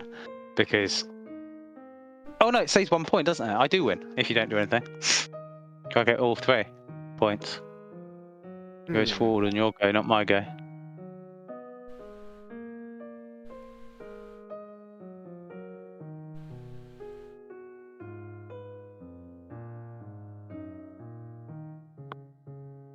Okay, let's have a think here. I've got...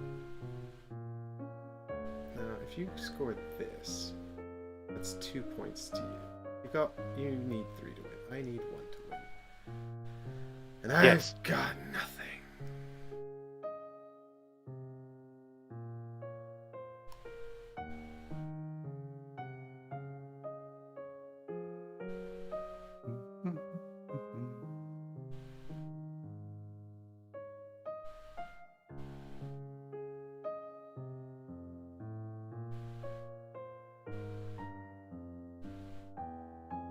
So We're basically out of 5 minutes, by the way. As is going to come be all grumpy but in we a do minute. get to play one more round. But I think you've actually won this because I don't think I can do anything about the situation I find myself in. Oh, that's a shame. A real shame. Just so you guys, there are 20 seconds left. Quick, play, go.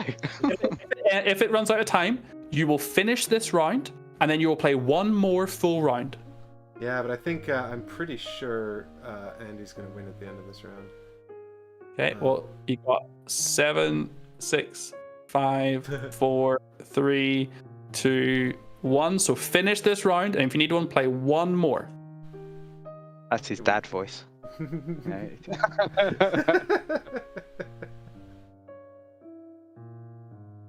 I've done a good job of getting everyone. It's basically the first half of this game was cuddle the red statue. Second half was cuddle the blue statue. Yeah, it's a... God damn it. It's an odd game. I've got no one that does any damage, really. Well, I do, but I haven't had the right cards or the right opportunity to use them. Can I use this to do something effective? Okay, wait a minute. There might be something I can do here. Did I get my reaction ready? It's gonna be I don't think it's gonna work out though. Goldar's immune to stun. If push, by the way, if that helps. Oh god. Okay, well then I think I'm fucked. Because he's leveled up, so you can't push him. You use a naughty word. Tut tut. Oops. Whoops. I've been so good. Do allies block direct attacks? Or not direct attacks. What? Do allies block direct ranged attacks? Can you shoot through your friends? You can't shoot through them, can you? You can't shoot through them, though. Damn it. Yeah, The Khalees can't shoot Goldar. right, yeah. Ah, what a I was deeply upset. bummer. I really thought you had this. Oh god, okay, now I'm getting this stupid clock. Alright, well this is, I think... Oh no, I can't even do what I want to do now because I'm gonna be... No, I don't think there's anything I can do here. I'm trying to be over here and be clever. See, you have a boring turn like mine, you actually get something effective out of it. Oh god, it's...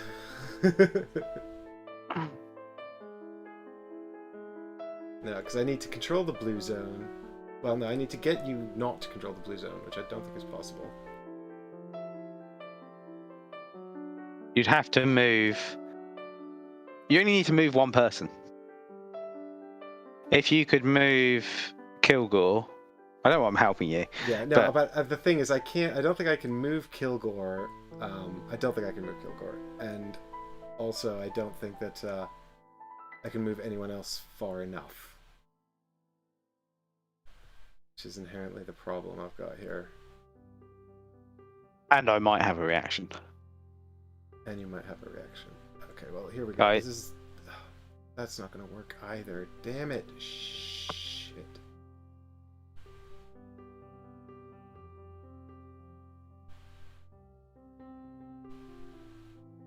I'll tell her to start carving the wooden spoon with your name on it. Frick.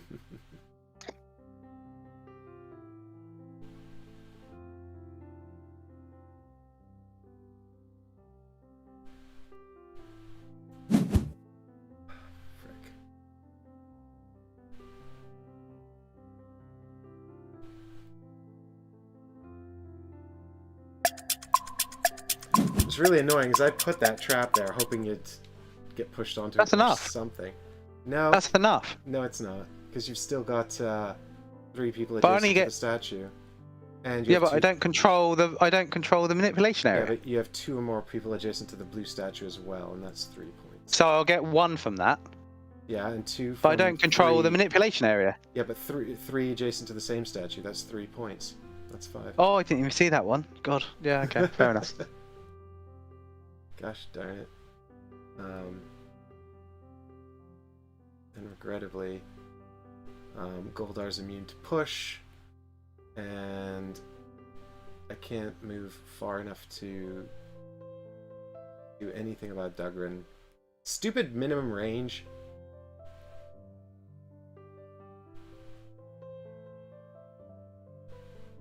Alright, let's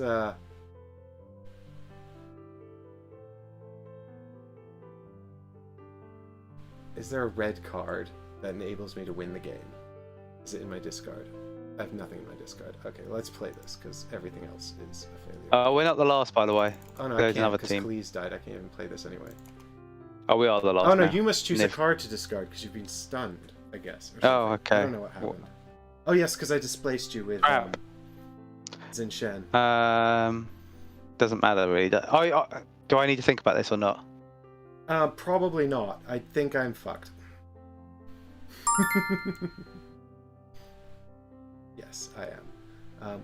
It might have been better to play this actually, just on the off chance that something came of it, but I also forgot Cruz is no longer leveled up.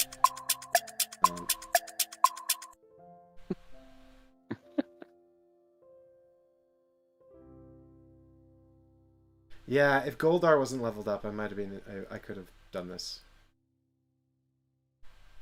Oh well. There you go. Goldar's level up wins the day. Huzzah. Go on then, finish it off. Oh god, if I swear to god, if I think of some way I could have done this later, I'll be so crossing myself. So will I, because as long as you don't think of it now, actually. I've just discarded a card and realised I don't have any others. How to damage Deborah.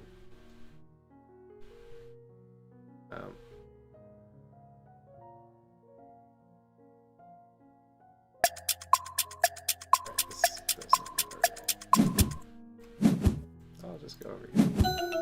Oh, wow. Yeah. Damn it. Well, good game, mate. Thank you very much. Appreciate that. I will go and enter our score. Thank you. Bye.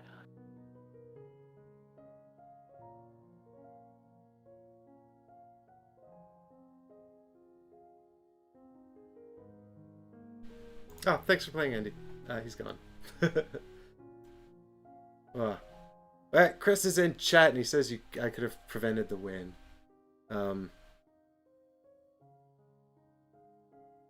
Basic move Darren with the yellow core. Heavy shot to push Darren onto the trap. Bring the board back up on stream there, and I can show you. Hello. It is up on Hello. screen. Nope, it's not on stream. Just you. Oh yeah. There we go. So if you'd basic move Darren south, Gloomhaven's coming in handy here, southwest, and then directly west, and then played heavy shot, moved her one more space west, shot Duggan at range 2, that had pushed him one space onto the trap he's on, and then had Xin Shen jump to where she's currently standing to push him one more.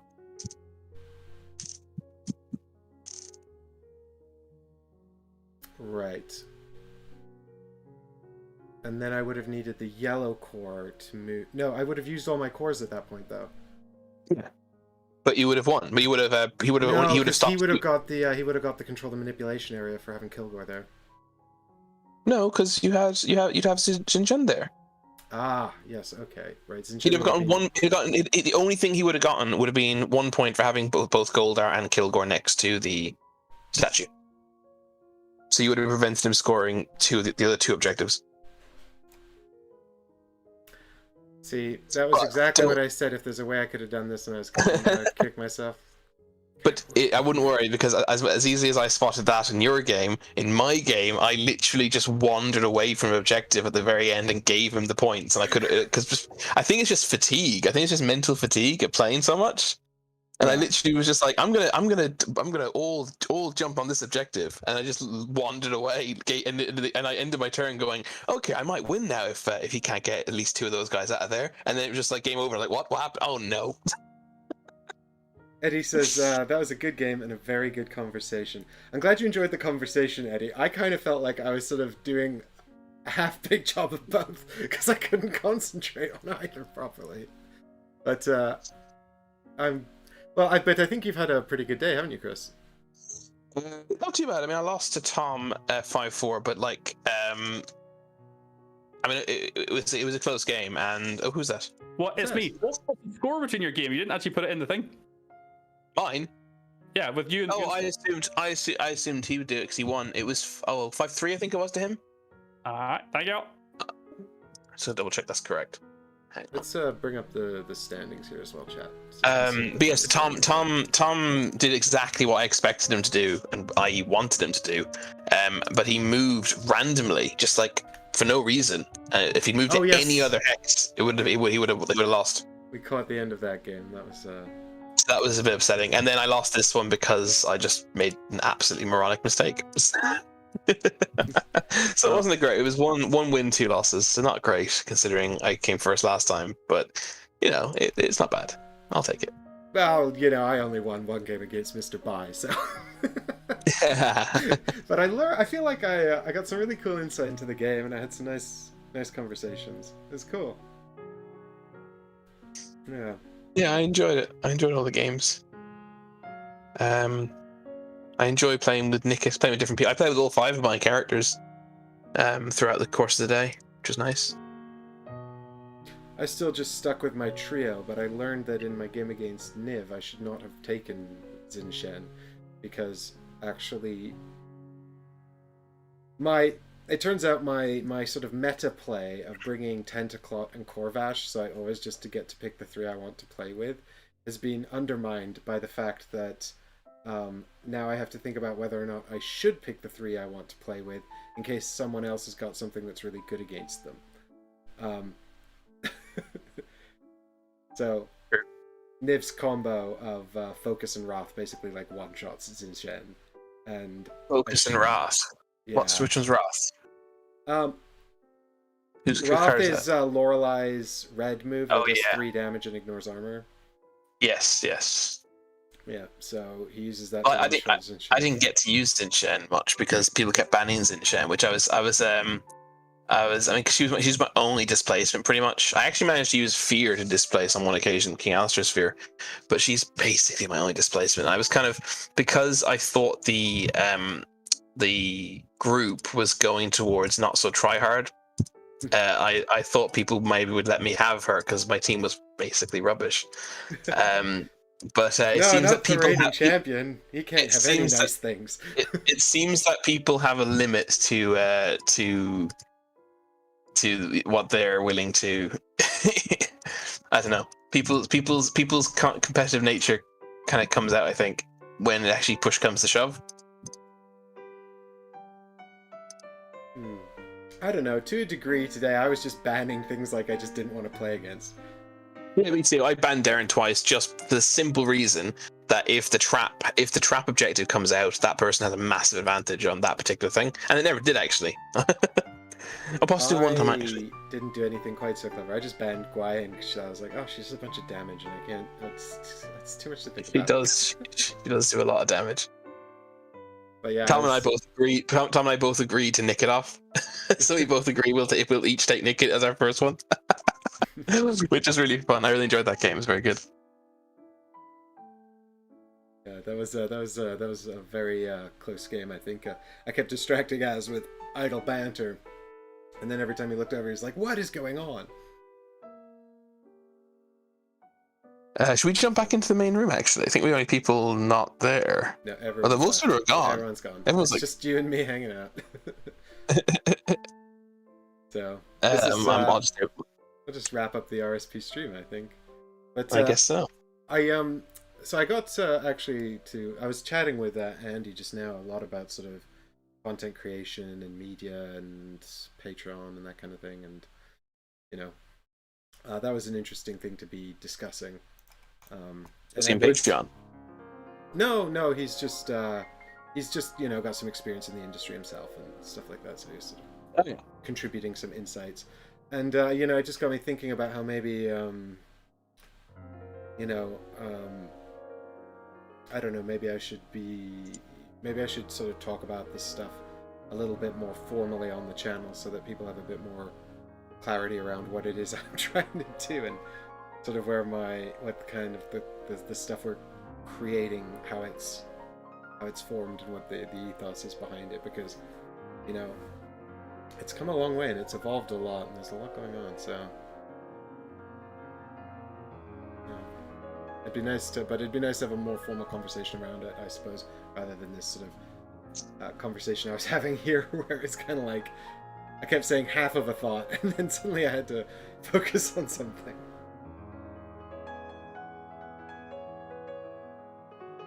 Ooh. That was good fun. I really enjoyed that. I hope we do another one soon. It's I know you've been talking. I heard you talking. Like I've been jumping in at your stream.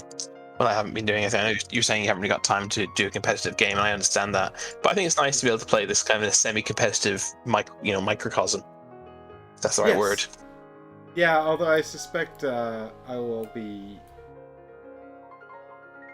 falling quite far behind the competitive curve, but that's okay. Well, I think I've evidenced today that I might already be falling behind. I'm presuming I'll go back and watch your games later on. I'll be interested to see what happened because you have a decent team and you've been playing it well. So it is possible you had some run of bad luck, or you just came up against players who just could take apart that particular team. I don't know. I'll be interested to see. I'm surprised that you lost the first one 5-0, didn't you? Yes. Yeah. I mean, generally speaking, a 5-0 is God. There's the reason it's it's unusual for that to be pure skill. There's usually a bit of luck. And we played some practice games, and you beat me like 5-0 twice in a row, then I beat you 5-0 twice in a row. And it was just pure cards, all 4 times. Well, I'd like to say that it was all bad luck, but I think the 5-0 at the start of the evening was there was 2 elements. I think Niv had a very good setup right at the start. The objective that came out worked very well for him, and he was the first player as well, which is a little bit of an advantage too. But then I also did not play well. Like, I didn't do myself any favors to try and come back from it, so I think it would have probably taken someone beyond my skill to come back from that anyway. Sure, but I mean, I guess, like you said, some of the objectives fell nicely for him, and that probably contributes to the whitewash, right? Yes. It probably would have been not a whitewash otherwise. But also, the 2 reaction cards I played for no reason also contributed. Yeah, that's never a good idea. Don't do that. I think that's a lesson I finally learned. I don't think I played a single reaction card today that I shouldn't, that didn't do anything. Although against Tom, twice I played a reaction card to save Alistair. And I think if either time I hadn't done it, I would have won even more easily without the need for him to not make that random move he made. But the first time I didn't, I was like, oh, I shouldn't have done that. I should let you kill him. And then when it happened the second time, I was like, right, okay. Is this? I didn't want to think I have to react because last time I shouldn't have. I have to not react because last time I shouldn't have. I reassessed the situation, made the wrong decision again. But at least the reaction did something. I was there was one point I think where you played a reaction to keep Alistair alive on 2 health, and I was like, oh, that's a good play, because if Chris knows that if Alistair's on 1 health, he can be one shot with a basic red thing. And Az just kind of looked at me like, yeah, maybe.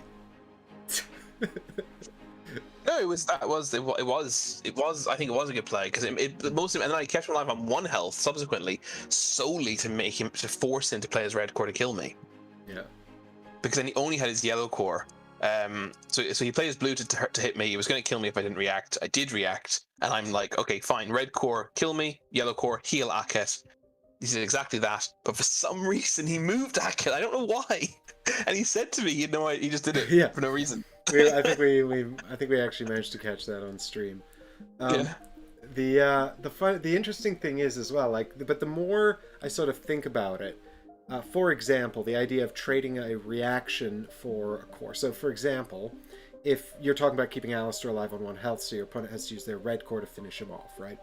So the idea there is that you've got the sort of analytical steps in your mind are sort of like, the reaction I'm playing is this color. That means I'm not going to be able to play that color next turn. Do I then have the options available within my 2 remaining cores to do what I need to do next turn?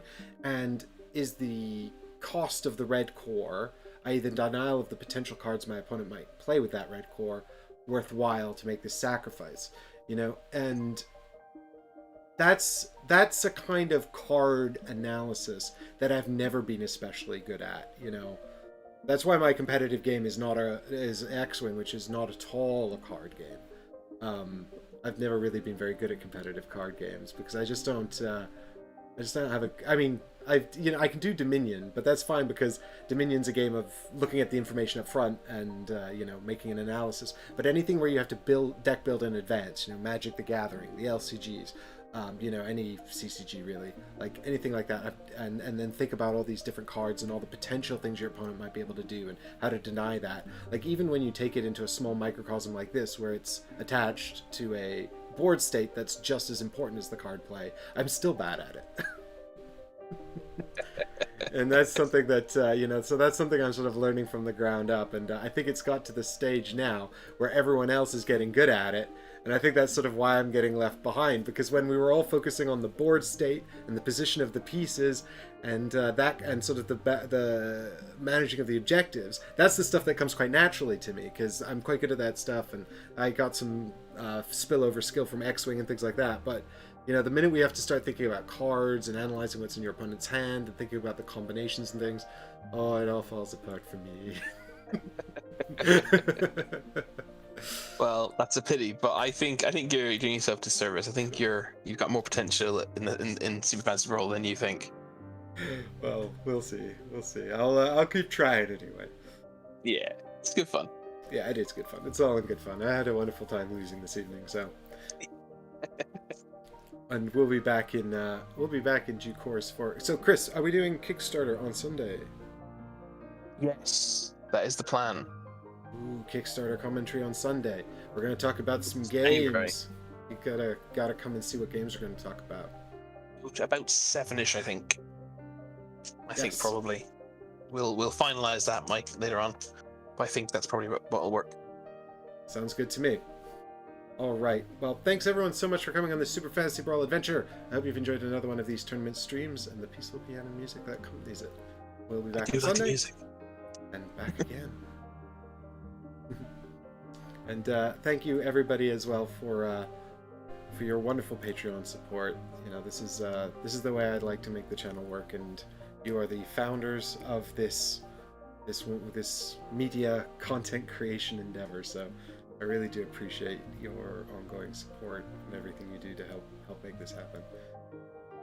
It's absolutely wonderful. Thank you so much. And with that in mind, here's the wonderful Patreon credits. All the wonderful patrons. Have a good night, everyone. We'll see you on Sunday. Bye-bye. Chris, say bye. I'm sorry. Bye.